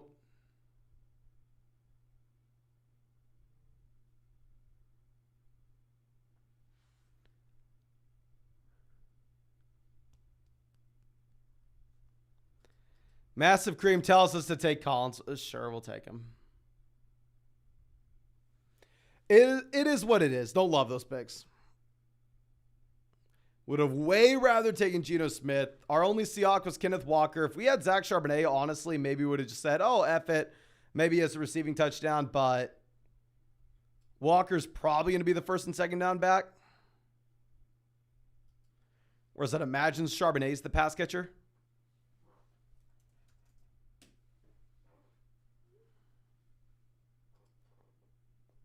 Let's move this down. I don't know. Let me know what team y'all like. AWOL says he likes Team 7. Team 7 currently sitting with Eckler, Taylor, Ridley, London, Fields, Pittman, Pickens. The Cousins pick is atrocious, not just because we wanted Cousins. I'll say the Frymuth value at 114 is phenomenal. Like, if they would have gone, say, Javonte Williams instead of Kirk Cousins, I would 100% love this team. Or if they would have gone Treylon Burks, yeah, that team could have been really exciting. James says Team 6. Team 6 is Diggs, Olave, Allen. Yeah, you got the Diggs, Allen stack. That's really exciting. Hopkins, Dobbins, Evans, Rashad White. So you're going with the Tampa stack as well. Javonte, Sutton, Anthony Richardson at a value.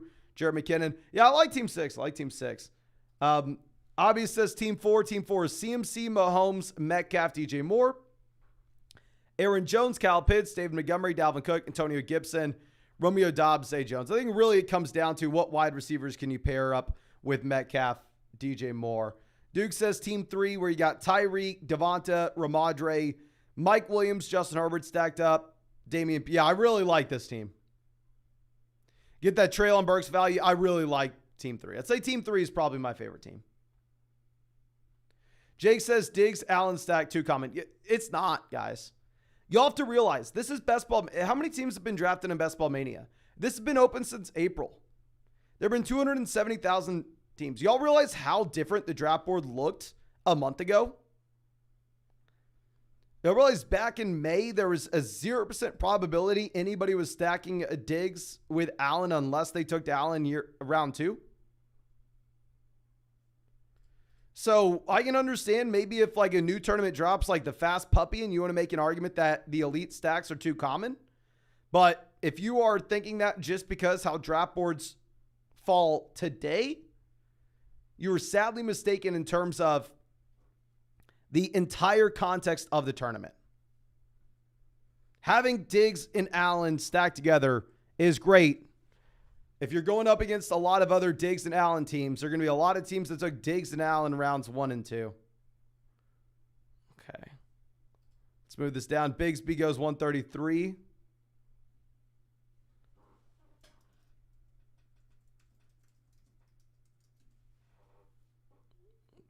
Okay.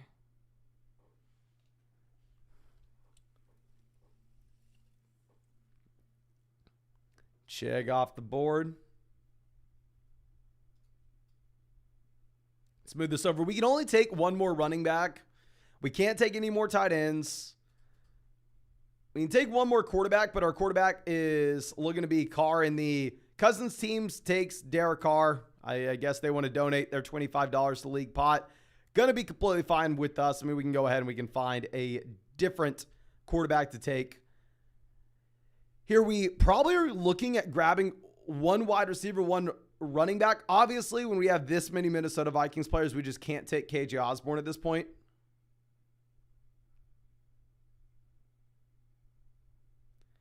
Dalton Schultz goes 141. Great for us. I mean, Schultz, great value, but we just can't take him, obviously.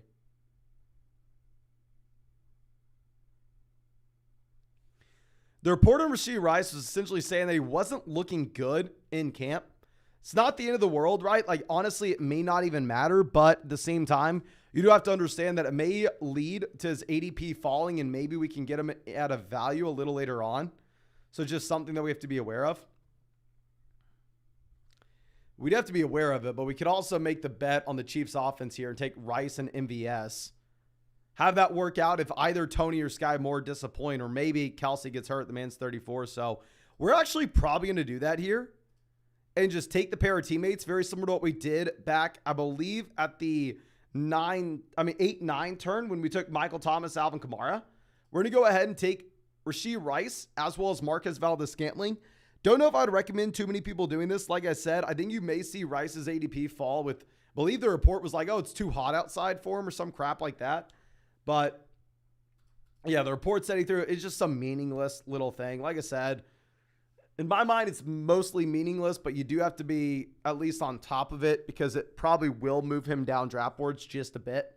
But Tommy No says, is it just me or is Underdog ADP outdated? The snipes have gotten worse lately. For example, Tyler Boyd had an ADP of 103, but goes 90. I am not just saying this because obviously Underdog sponsors the channel, but legitimately, I don't know if there's a site that is as efficient and up to date with ADP as Underdog. So I don't know, my man.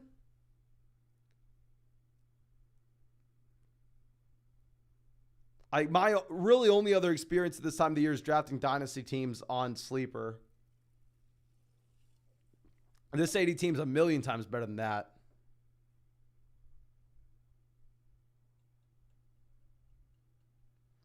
Taylor says, freakish heat for the Midwest these past few weeks.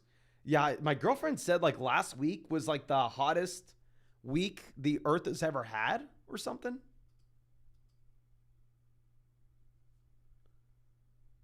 And Austin weather, it is brutal right now. Let me go ahead and pull this up. The high today was 105. Tomorrow's 104. Then 104. Then 104. 104. 104. 104. 103.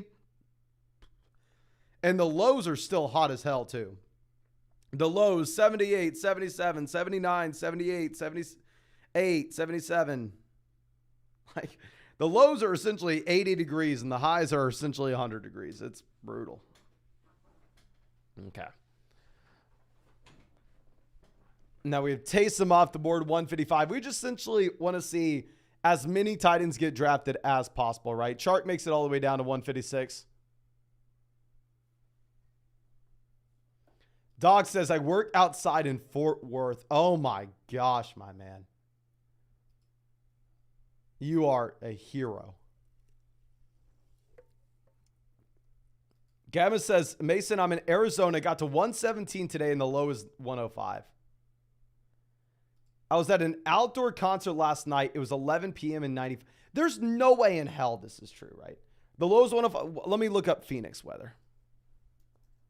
Let me know where you are. Phoenix weather. Right now it's 115 and the low is 95. How the hell can anybody live in Phoenix?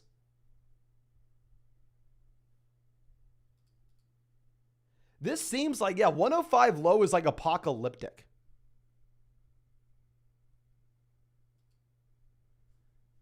Does that not seem like the earth is coming to an end?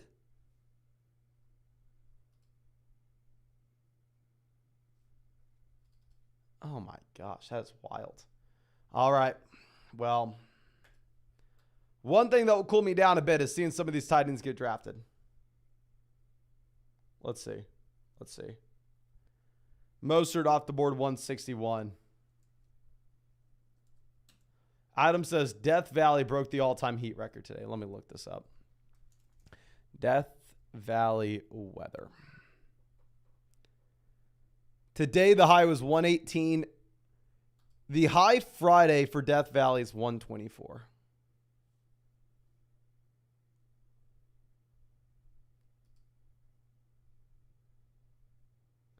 Bobby says, hopefully I can win Best Ball Mania before it does. Yeah, if I can win Best Ball Mania, set myself up with a nice, and I repeat, nice air conditioning unit. Be beautiful. James says Vegas is worse than Phoenix. Jerome Ford goes. I'm not taking Ford in general.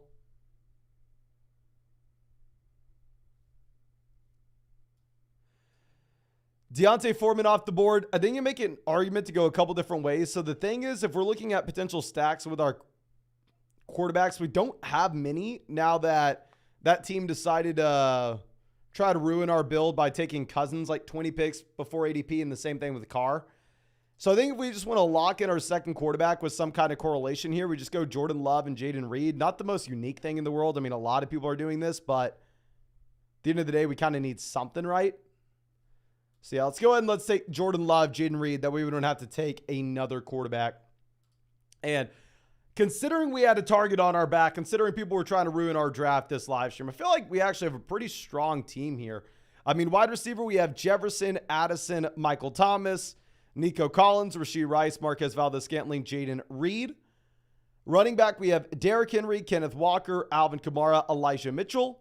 Tight end, we have Hawkinson, Dallas Goedert. Quarterback, we have Jalen Hurts, Jordan Love. So if you look at our correlation, we are making some pretty big bets on these offenses. We're making a bet on the Minnesota Vikings, a big bet on Minnesota with Justin Jefferson, TJ Hawkinson, Jordan Addison. We're making a bet on the Philadelphia Eagles with Jalen Hurts and Dallas Goedert. We are making a bet on the New Orleans Saints with Michael Thomas, Alvin Kamara. We are making a bet on the Kansas City Chiefs with Rashee Rice as well as Marquez Valdez-Scantling. And we're making a bet on the Green Bay Packers with Jordan Love and Jaden Reed. So I like the team. And here I think we're going to be going with, I believe, 2 more wide receivers and 1 more running back. And real quick, of course, if you want to see another draft after this one, go down there, drop a like on the live stream. If we had 600 likes on the stream, we are going to fire up another draft, ladies and gentlemen. Okay.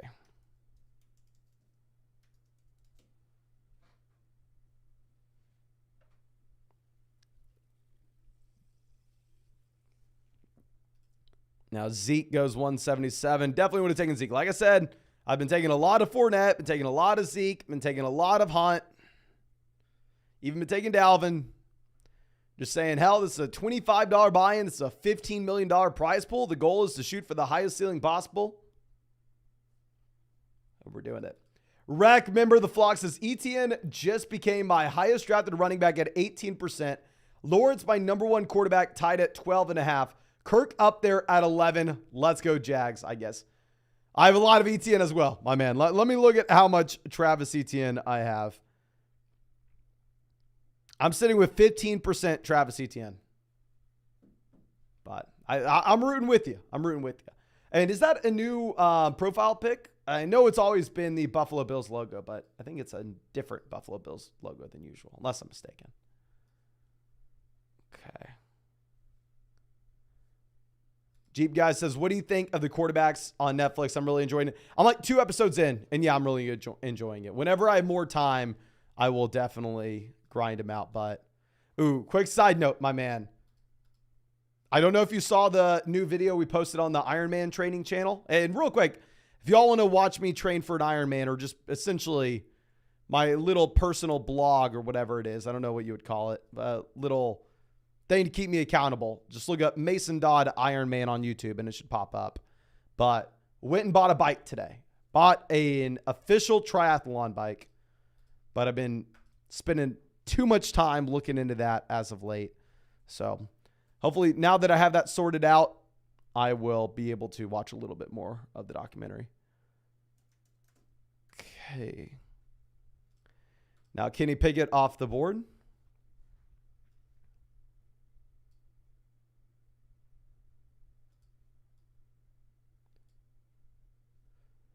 AWOL says, I like the Underdog ADP better than Yahoo. 100%, yeah. I mean, Underdog's going to have much better ADP than, say, Yahoo, ESPN, etc. A couple different things. One, to get in an Underdog draft, you have to be 18 years old. Don't mean to slight any non-18-year-olds or whatever, but you have to at least be 18. On top of this, well, real quick, I don't even want to do it.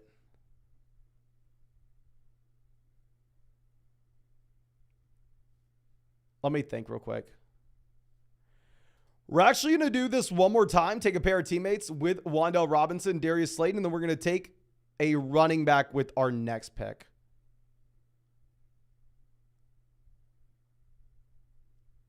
Yeah. We're going to take a running back with our next pick. I think this team is interesting. I'm happy with this team. I'm proud of us with what we did with this team. I don't think we had too many mistakes. Wide receiver Jefferson, Addison, Thomas, Nico Collins, Rashee Rice, Marquez Valdez-Scantling, Jaden Reed, Wan'Dale Robinson, Darius Slayton. Running backs, Derrick Henry, Kenneth Walker, Alvin Kamara, Elijah Mitchell, and then probably someone like Kareem Hunt. Quarterback, Jalen Hurts, Jordan Love. Tight end, Hawkinson, Goddard. Love it. Love it. But yeah, a big reason Underdog ADP is going to be better than Yahoo is in just all those type of sites is every single draft on Underdog is a real money fantasy football draft. On top of this, every single draft on Underdog is from someone that's at least 18 years old or older. So naturally, I mean, just like the better drafters are going to be here. And also Underdog's where the most fantasy football draft money is in the world, at least in season-long drafts, right? I mean, this is a $15 million tournament. So in general, the most serious fantasy football drafters, I would say, and let me know if y'all think I'm wrong in saying this. Maybe it's unfair to say, but I would assume the most serious fantasy football drafters are drafting on Underdog. Okay. Hunter says, you took my Daniel Jones late wide receivers. I'm sorry about that. I'm sorry about that. And Jeep Guy says, did he keep it under 5K for the bike? Yes, I did keep it under 5K. It was expensive, but it was under 5K. And the one that my tennis coach who is guiding me through the Ironman sent me was like 6,000. And I went to the triathlon shop And this other one was much, much cheaper. And I sent it to him. I was like, what about this one? Like, this is what they got. And he was like, oh, yeah, that's as good as the other one. I was like, okay, well, cool.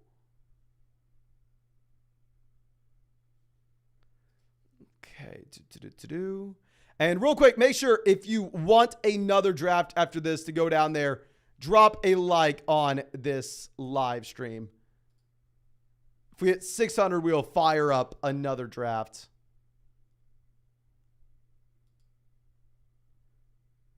Okay.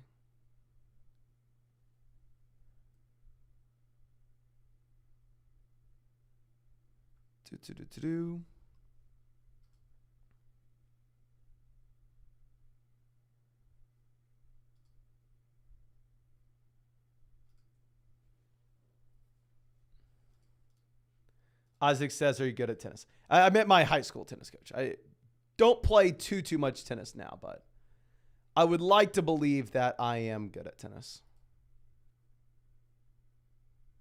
I would like to believe so. Duke says, I was D1 doubles in high school for tennis. D1 or a little confusing, but okay.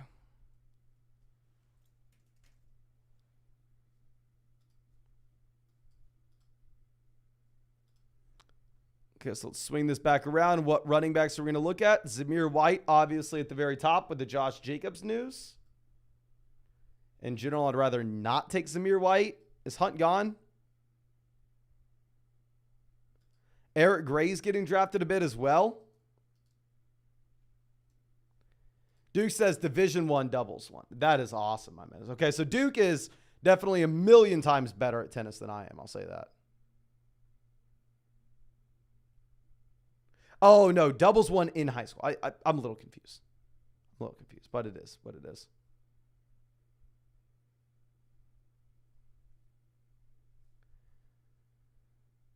Okay, so let's see. Is this team right before us taking a running back? No, if Fant goes, are they taking an RB? They go Pierre Strong, so we'll take Zamir White. And it looks like we had 600 likes in this live stream, so we're going to go ahead and fire up another Best Ball Mania draft immediately after this, ladies and gentlemen. And let's see where we are, but I'm going to have to order some food while we do this.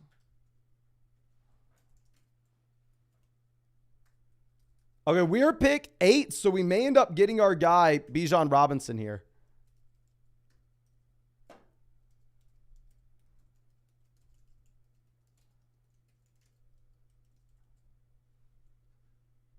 Okay.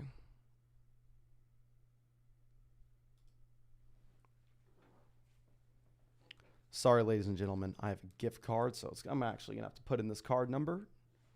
Bear with me.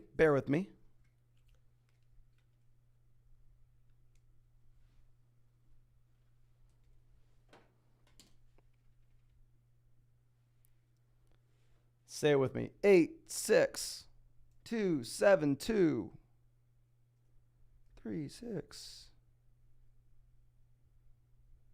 796 982 797. Please, for the love of God, work. Did it work? Place order. All right.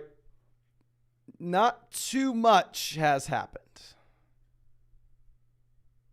Not too much.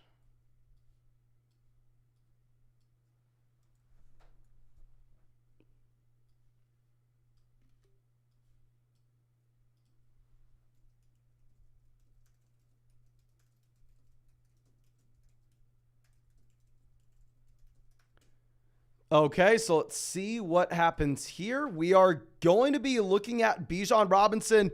Y'all know, I've explained it multiple times now. I want to take our guy. I want to take someone that we want to root for. Maybe from a fantasy football perspective, you go, okay, Kelsey makes a little bit more sense, blah, blah, blah. Not necessarily saying that you have to take Bijan Robinson here, but I will have the most fun this season rooting for Bijan Robinson. Fantasy football is meant to be fun. So let's go ahead and let's lock our guy in here. Let's do it. Jeep guy says, thanks for the free milk, Mason. You're welcome. You're welcome, my friend. The Flamingo says, what's the highest dollar entry you've entered in so far? The most I've ever entered into a fantasy football draft was the $1,000 draft we did on Underdog a couple weeks ago. Okay.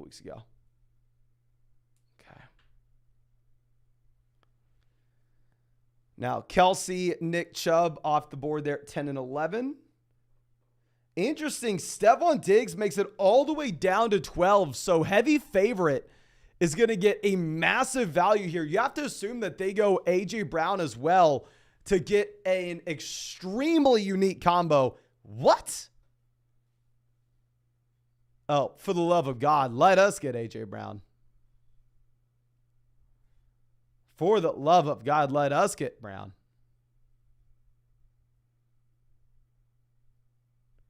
A.J. Brown goes 14. Obvi says, I keep seeing Diggs fall. Well, you know why? It's because I started taking Bijan Robinson over him. That's why. I was the only guy holding that Stephon Diggs ADP up as hard as I could. And the second we're like, oh, okay, yeah, let's go Bijan Robinson instead. That floor is going to fall out from underneath. Okay, now Kev on the clock went Garrett Wilson round one. I think you can possibly assume that they go Amon-Ra St. Brown here. Maybe we're wrong, but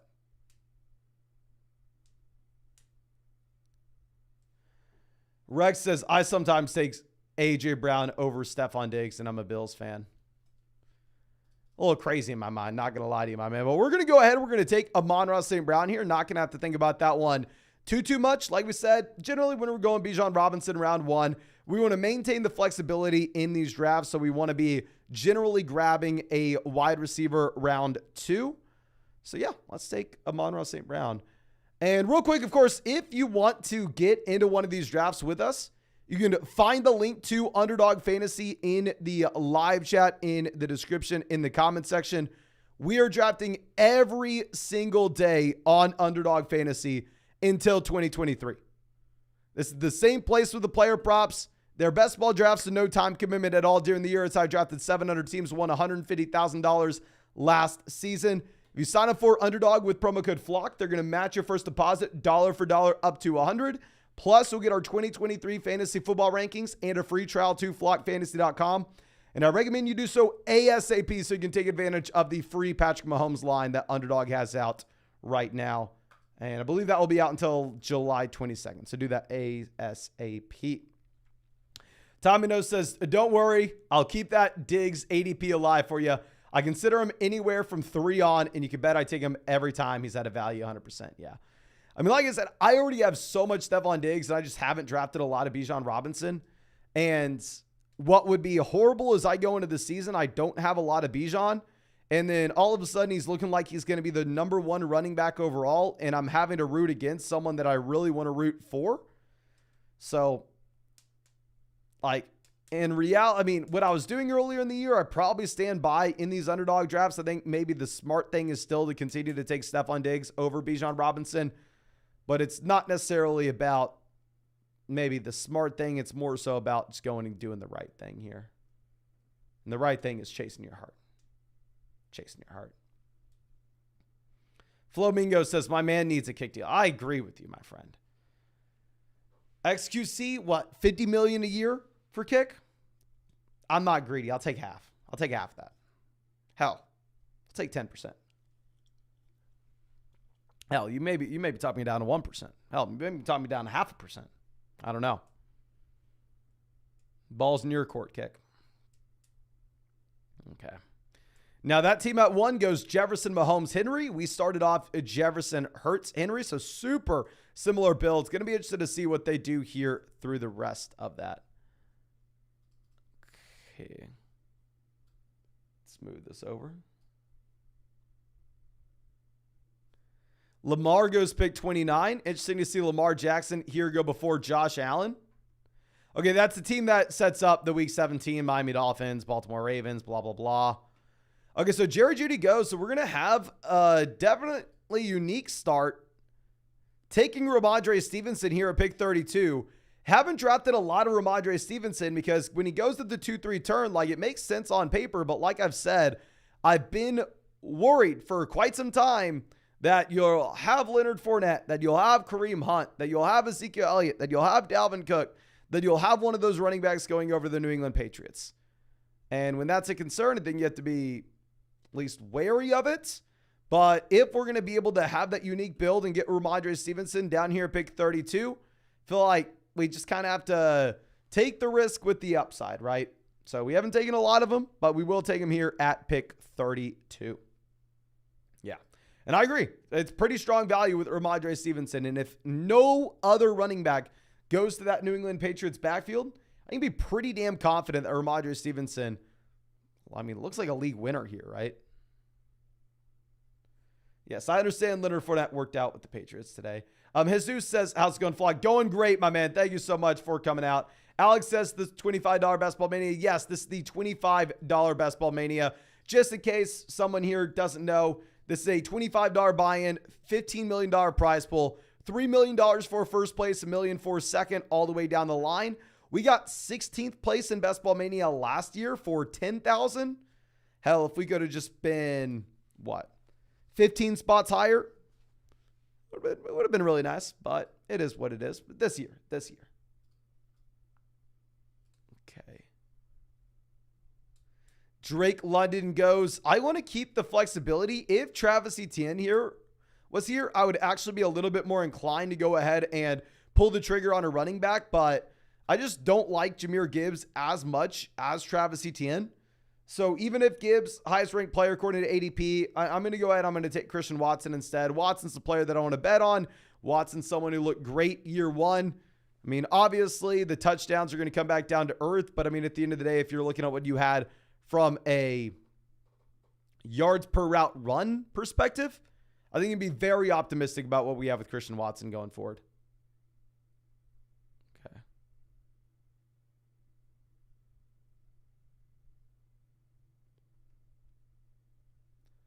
Okay, Gibbs, Mixon immediately go after us. Then DJ Moore, Terry McLaurin, DeAndre Hopkins here at the end of round 4.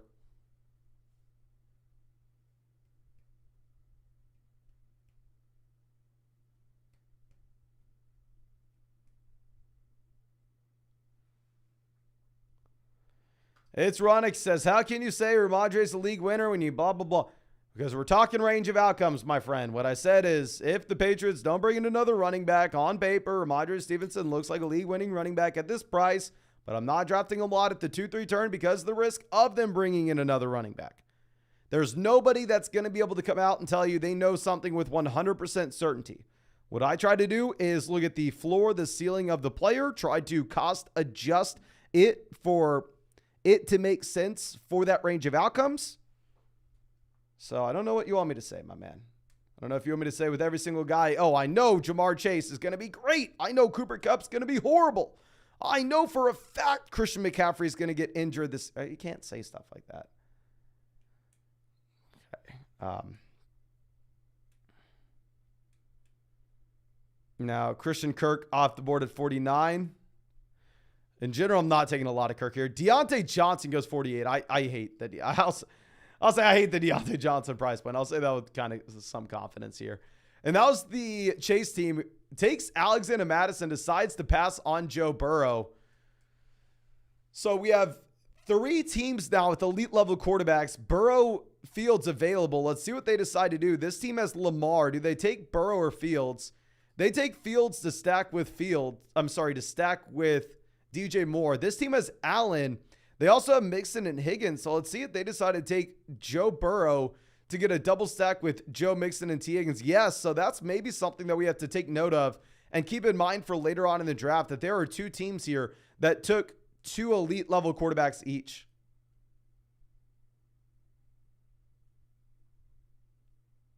Really interesting. Dobbins goes. I really like Hawkinson as well as Kenneth Walker. We're going to go ahead. We are going to take TJ Hawkinson here. From a roster construction perspective, I don't necessarily know if Kenneth Walker changes anything. We're probably going to be drafting 5 running backs no matter what. However, we take TJ Hawkinson. We can get away with only having to draft 2 tight ends. So, yeah, let's go Hawkinson. I would have been fine with either player. Hell, I'd have been fine with Burrow falling. I'd have been fine with Fields falling. I think we had a lot of options there at pick 56, and I really like this team. Yeah, so if you're looking at this, I want to point out the team at 29 is Lamar and Fields, and the team at 30 is Allen and Burrow. Okay. Yeah, this may change the quarterback market in the rest of this draft, and we definitely have to keep note of that. I mean, if we're looking at potential stacks with our guys, I mean, there aren't many, obviously.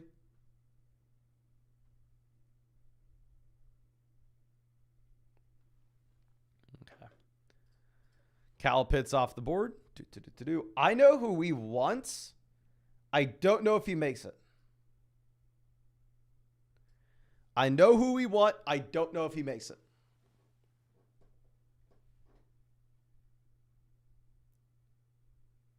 Justin says, I'm that team with Allen and Burrow, was about to go with Hawk. I mean, obviously in a regular redraft format, you're never taking Allen and Burrow, but here, I think you can make an argument for it.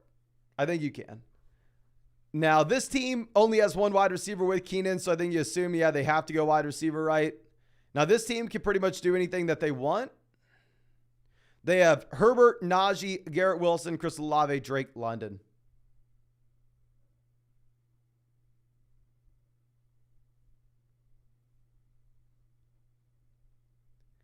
Kittle goes. I was wanting George Kittle, ladies and gentlemen. Now, I do prefer Sanders in a vacuum over Tyler Lockett. Would I rather have... Let's think. I kind of want to just take Sanders here. I am going to take Sanders, and a big reason why is if you go back to the Best Ball Mania drafts in April, Miles Sanders was a selection that was going at the 4-5 turn. So if Sanders does have a big year this year, you may be going up against a lot of Miles Sanders teams that you have outgunned. Whereas with Tyler Lockett, Lockett was pretty much always going in this range, maybe a little bit behind.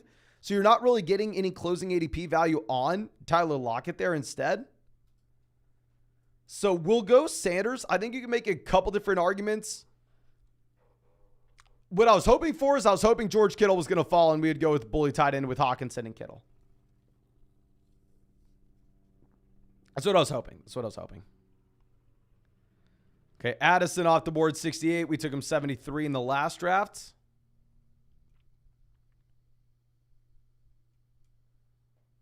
Michael Pittman, 69. So that team there at pick 6, who was Justin in the chat, only has T. Higgins at wide receiver. So I think you assume that they're about to slam wide receivers through the next few rounds.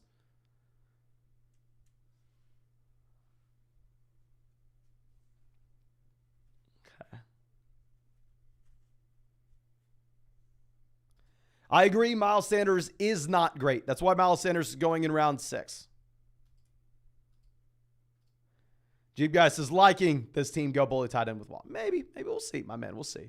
So we have a run on wide receiver here. So maybe you don't even get the possibility of taking a wide receiver on the way back around. So this is the Christian Kirk team here at pick 1. They took Patrick Mahomes. So let's see if they take Trevor Lawrence. They may not. They go Mike Evans. Yeah, I think you maybe assume they go Kadarius Toney to stack with Mahomes. Although I'm not a big Toney guy at all, but I mean, generally you see the Mahomes team go Toney, but yeah, no, they pass on Pickens. So we may see a pretty big fall for Travis Etienne right now because these teams that each have 2 quarterbacks literally can't take another quarterback. This one that has Hurts most likely won't. None of the teams before us have a Jacksonville Jaguar. So there's a chance that we may end up seeing Trevor Lawrence make it all the way down to pick 80. And we have to ask ourselves a very real question there. With only 2 wide receivers, can we afford to pull the trigger on a quarterback? Darren Waller goes 75, so we're not able to go with the bully tight end with Hawkinson and Waller.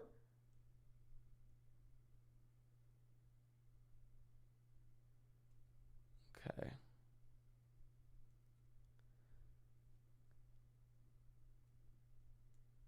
Toney off the board, 76. Zay Flowers goes 77. Okay, this is the team with only Higgins at wide receiver. So they go Quentin Johnston. Now, does this team pull the trigger on Lawrence, Burks, Swift, Montgomery? They go Brandon Cooks. So we're going to take Trevor Lawrence. We're going to take Lawrence at pick 80. In a lot of these Best Ball Mania drafts earlier in the offseason, you actually have Trevor Lawrence going at the 5-6 turn. So very rarely are you going to get this kind of value on Lawrence. Obviously, we're not super strong at wide receiver, only sitting with Amon-Ra St. Brown, Christian Watson. We definitely need to pour some resources into the wide receiver position. If I would have known that Trevor Lawrence was going to make it down to us pick 80, we probably, instead of going Miles Sanders, would have gone Tyler Lockett. Now, obviously, you don't love having an unstacked Trevor Lawrence. I will say it's not the worst thing in the world. We can be looking at Evan Ingram later on. We can be looking at Zay Jones later on as well.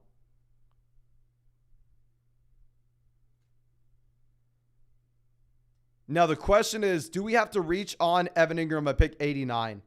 Off the top of my head, I believe Evan Ingram has an ADP of 98, but it does seem like he's going a little bit higher in these drafts since he signed the extension. I guess just because he's in the news, right? But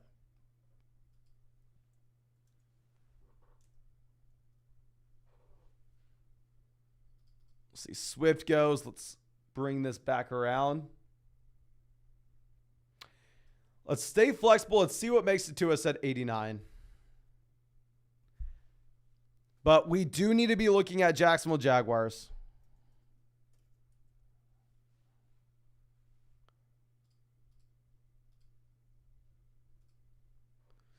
Like, we didn't take Kirk. We didn't take ETN. We didn't take Ridley. But we have Lawrence. So, in general, we need to be looking at these guys.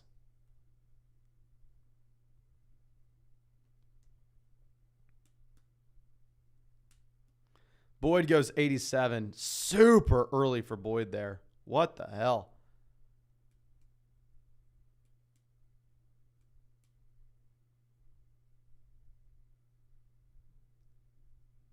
Pacheco goes.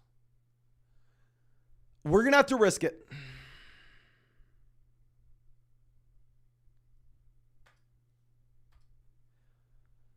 We're going to take Burks. I think this is about where Burks' ADP ends up. In the vast majority of these Best Ball Mania drafts, Burks went significantly earlier than this. We only have two wide receivers with Amon-Ra St. Brown, Christian Watson. Obviously, having Lawrence, we want Evan Ingram on the way back around.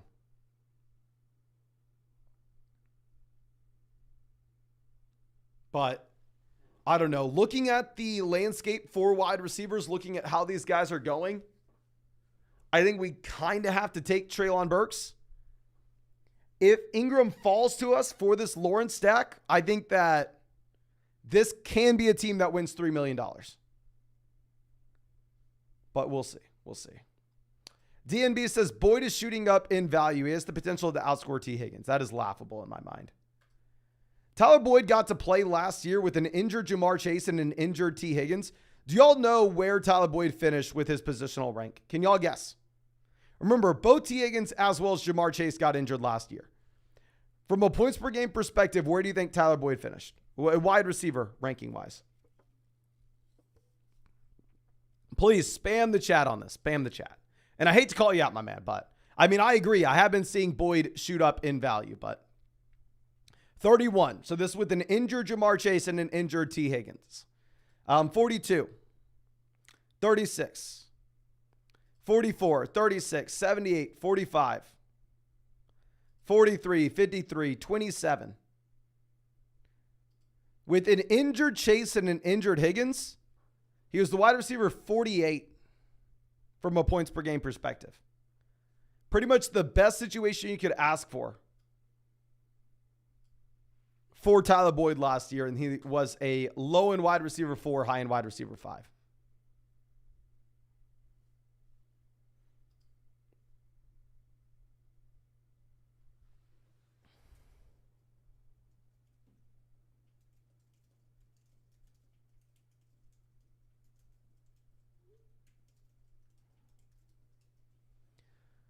Okay, so sadly, we do not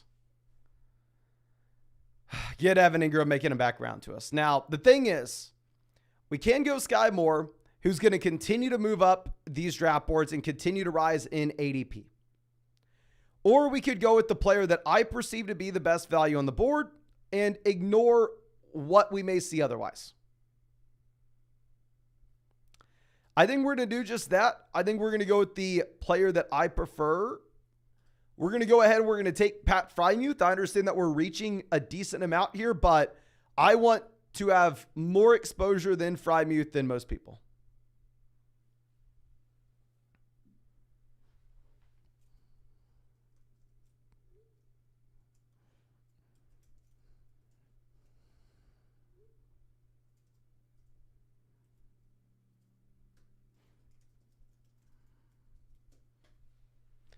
Okay, Richardson, Geno Smith off the board. Scott Moore does go 107.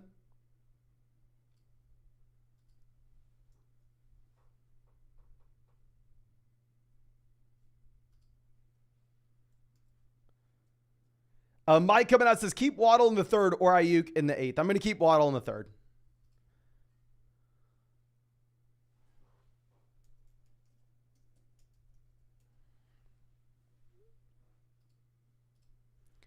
Okay, Juju goes. Let's swing this back around. If David Njoku makes it back to us, I will be upset, okay? If David Njoku makes it back, I can safely say that our decision to take Freiermuth was a bad one.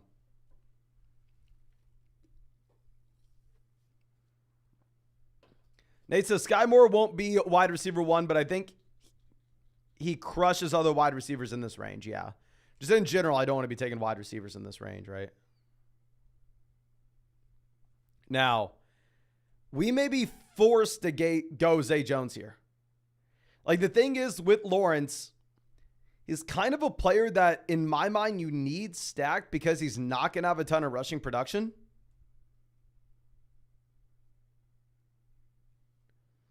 Zay Jones, ADP 121. I guess he can be there at 128. Maybe we just say, F it, swing for the fences.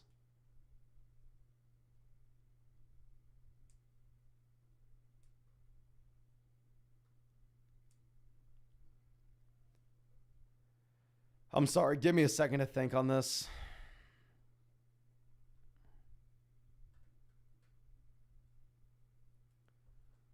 I'm just going to take Zay Jones. I hate reaching to complete stacks. In general, I think reaching to complete your stacks is a bad thing because you're going to be going up against other teams that have the same stack, but they could have gotten them at a better value. I really want to just take Brian Robinson. I really just want to take Rashad Penny. But when we whipped on Evan Ingram, we kind of just have to go ahead and pull the trigger here.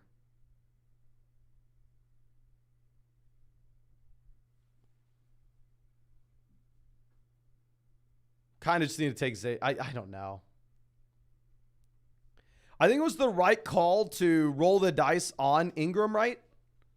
Because we have that safety net of getting Zay Jones later on if we really need to. But I don't know if it would be the right call on trying to roll the dice over again with Zay Jones. Yeah, but because we already have some pretty insane ADP values on this team, let's do it.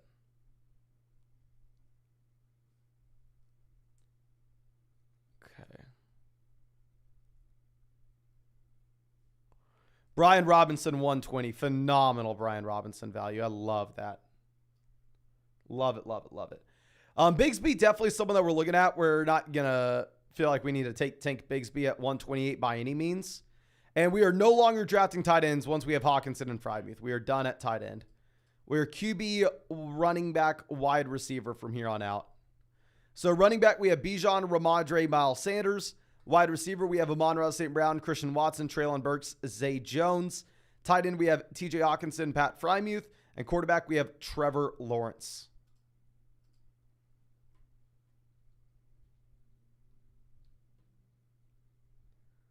So let's see. Mitchell goes 122.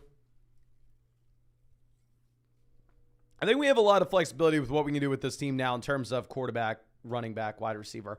Because we get Lawrence at pick 80 as well, I wouldn't even mind taking 3 quarterbacks on this team depending on where we take our second one. Romeo Dobbs off the board, 124. Yeah, if Dobbs is going here, Myers is going here, there's no shot we add Zay Jones on the way back around. Yeah, Darnell Mooney off the board. The highest ranked wide receiver according to ADP is Michael Gallup here. There's just no chance we had him. Not Gallup, obviously. We're talking Zay Jones. Dalton Kincaid goes for us. I mean, that's great, obviously. We're going to go Khalil Herbert. Excited by grabbing Khalil Herbert here as well. I mean, with Herbert, seems like a very reasonable price tag considering the fact, I mean, that you finally have Montgomery gone. And obviously, you have a possibility Deonta Foreman's the guy. You have a possibility Roshan Johnson's the guy. But Khalil Herbert also has a possibility. Booty Madon Habitacia says, since when did I become a mod? Hi, bud. I'm going to stop by here more now. I think we've had you as a mod for a long time, my man. I think I made you a mod last season. I don't think this is a new thing at all. Maybe you just now noticed, but you've been a mod for a while now, my man. Tommy says, how's this for a swing? I ain't reaching for Boyd, so it's Trenton Irwin for the 18th round Burrow stack. That is hilarious, my man. Yeah, I mean, if you get an unstacked Burrow, and then see like Tyler Boyd go like pick 87 or something. I guess you have no other option. You have Irv Smith Jr., right? You can pull Irv Smith Jr. Okay, let's swing this back around. Okay, so we are quarterback, running back, wide receiver. Hopefully we see some tight ends go here. Heavy favorite, probably not going tight end. They have Kyle Pitts, David Njoku.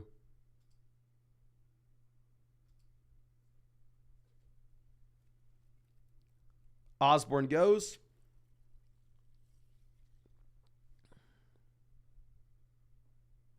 Best ranked wide receiver is Van Jefferson. So obviously Bigsby off the board, so we're no longer able to get Bigsby. And because we don't have a serious Lawrence stack, I think that does make us a little more likely to take two more quarterbacks. And since we're only taking two tight ends, I think we have that kind of flexibility.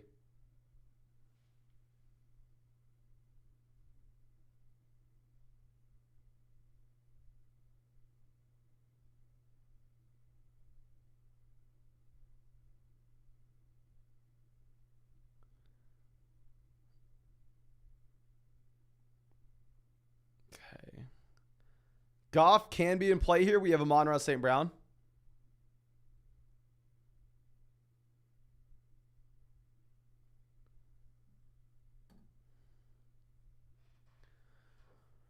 Rodgers, we can't take Conklin later on, so it doesn't really matter too much. I think maybe we just go Jared Goff and then go with like a quarterback round 18 as well.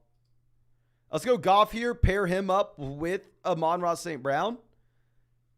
And I know it seems like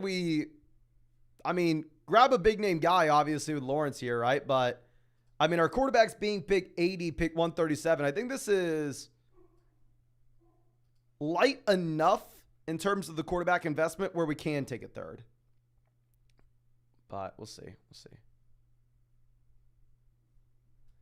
T-God says, Goff and Amon-Ra won me $1,000 when Lamar went down.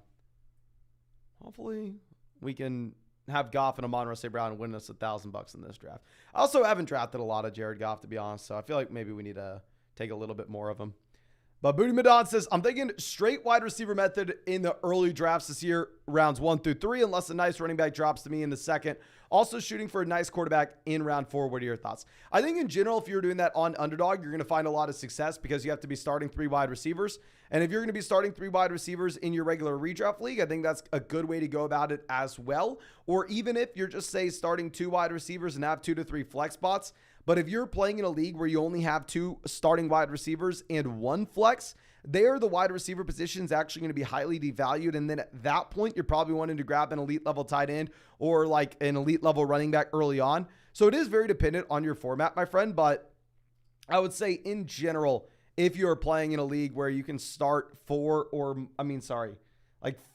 5 or more wide receivers, I really like it. If you can only start 3 wide receivers, you probably don't want to go that way. Okay.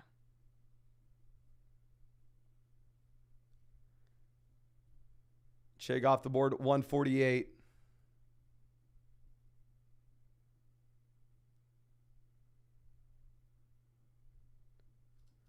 We are wide receiver, running back, quarterback.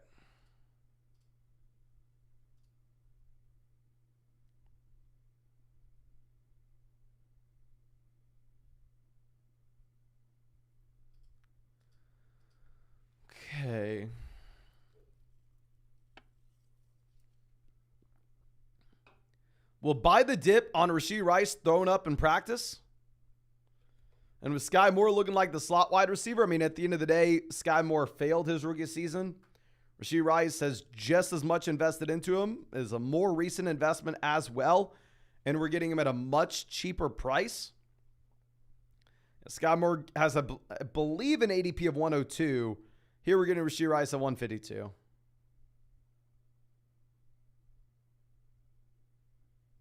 Shaheed off 153. Hopefully we get some tight ends drafted here. We'll see. MVS 154. I'd have been excited about having Marquez Valdes-Scantling on the way back around. I mean, just to continue the bet on that Kansas City Chiefs passing offense.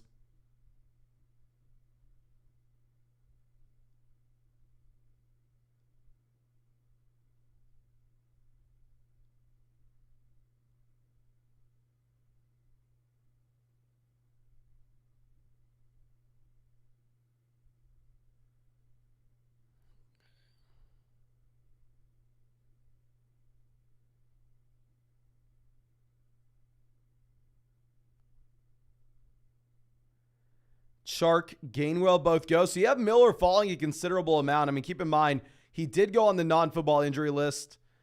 Jordan Love goes 158. Hopefully we get a couple tight ends getting drafted here.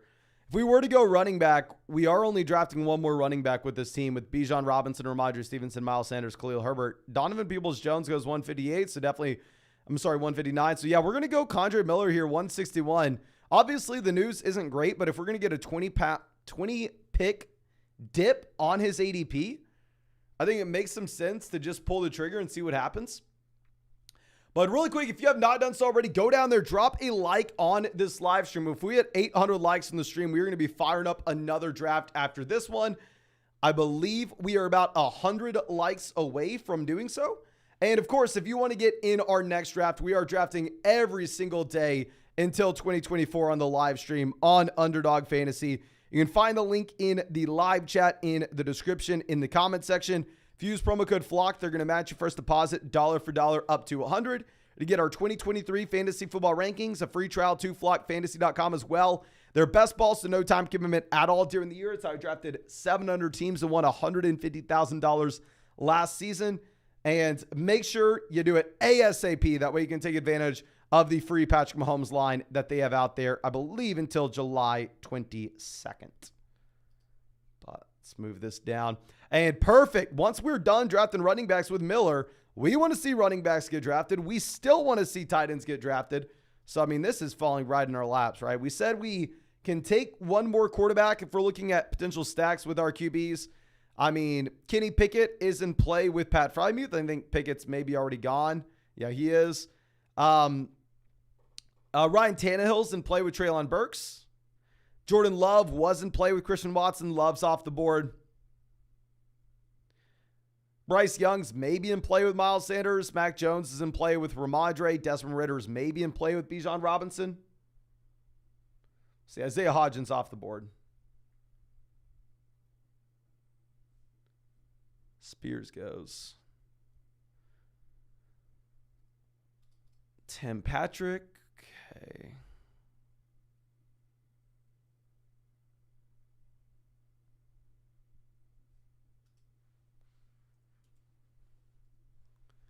We're going to go ahead. We're going to take Jaden Reed. I mean, we need a wide receiver. Hell, we took Christian Watson, so I like making those concentrated bets on individual offenses. So here we're just continuing to make that bet on the Green Bay Packers. And maybe Jordan Love's actually decent this next year. I really like this team. I really do. So now running back, we have Bijan, Ramondre, Miles Sanders, Khalil Herbert, Kendre Miller. Wide receiver, we have Amon-Ra St. Brown, Christian Watson, Treylon Burks, Zay Jones, Rashee Rice, Jaden Reed. Quarterback, we have Lawrence, Goff. Tight end, we have Hawkinson, Freiermuth. I really like this. Jeep Guy says, are you one and done with the $1,000 drafts this year? Maybe. We'll see. Maybe. Let's move this back around. Have another idea of something we can do if it's available to us at 185.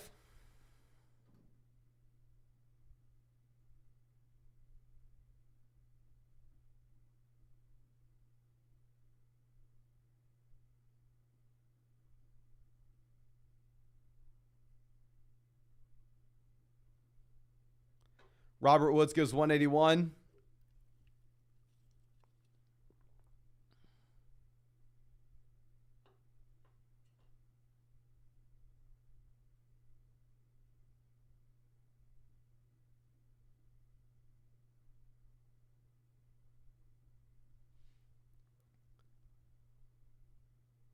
Purdy goes.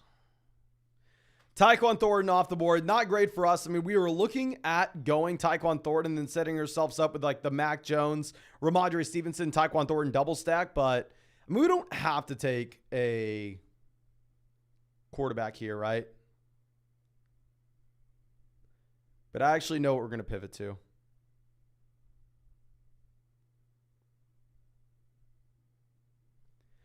We're going to go Devontae Parker for that same reason. And also we're getting the added on bonus that with Devontae Parker, even if he's maybe slightly worse than these other picks in this range, you're getting a very unique pick. There are a lot of teams that drafted that have drafted in Best Ball Mania all offseason. And out of that entire pie, a small sliver of it are teams that have drafted Devontae Parker. So if he is good this next year, then we should be in a pretty good spot, right?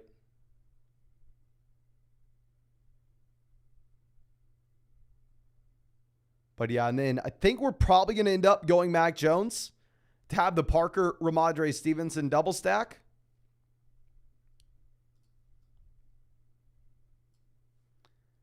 And one more wide receiver. We have St. Brown, Watson, Burks, Zay Jones, Rashee Rice, Jaden Reed, Devontae Parker. Yeah, so we definitely need another wide receiver no matter what Conklin goes. We're quarterback, wide receiver. Tannehill, Mac Jones, Desmond Ridder. I mean, even Bryce Young. All these guys make a little bit of sense for us. McBride goes 191.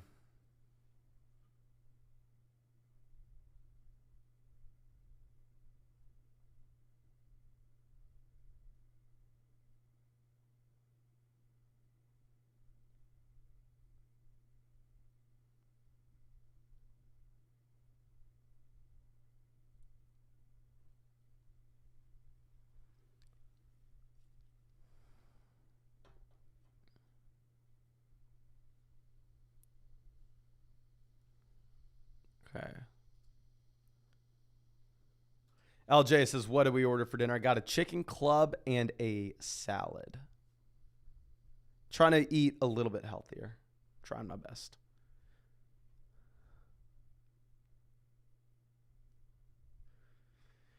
The thing with Bryce Young versus some of these other quarterbacks as well, right? Even if you get like the quote unquote ADP value with Bryce Young, you're getting that added on bonus that we were talking previously about these other guys like Tannehill, Mac Jones, Desmond Ridder going undrafted in a lot of these. We're going to go Wan'Dale Robinson here as our 8th wide receiver. Y'all know I really like betting on Wan'Dale Robinson. Slowly but surely is becoming my most drafted wide receiver. Slowly but surely.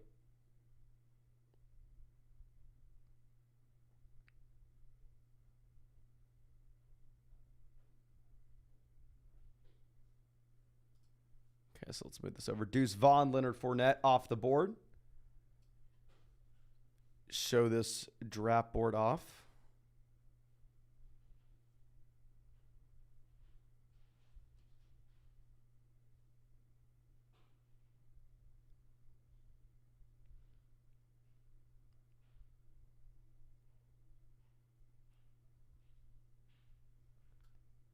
And yeah, let's go ahead and let's lock in one of these quarterbacks round 18. But it looks like that should be the last draft. Actually, real quick, Tommy Doe says, always forget to ask, why are you not big on Flowers? I remember A.J. Brown gushing about him as his favorite rookie, talking like he's going to be special. One thing is I could care less about how NFL players view other rookies. Like, in general, you are never going to hear an NFL player talk down on a rookie. Every single time they are going to say, this guy is great. This guy's the next big thing. This guy's phenomenal. You're never going to hear anything else. So that, for me, goes in one ear, out the next. Like, a lot of people would argue that LeBron James is the best basketball player ever, but LeBron James generally probably not a good general manager, right? Like, and you say the same thing of Michael Jordan. Look at how Michael Jordan, went with the Bobcats / Hornets.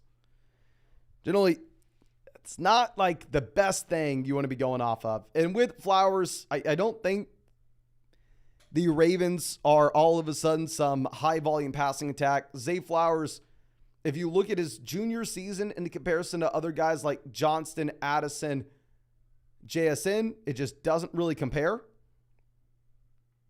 So, I don't know.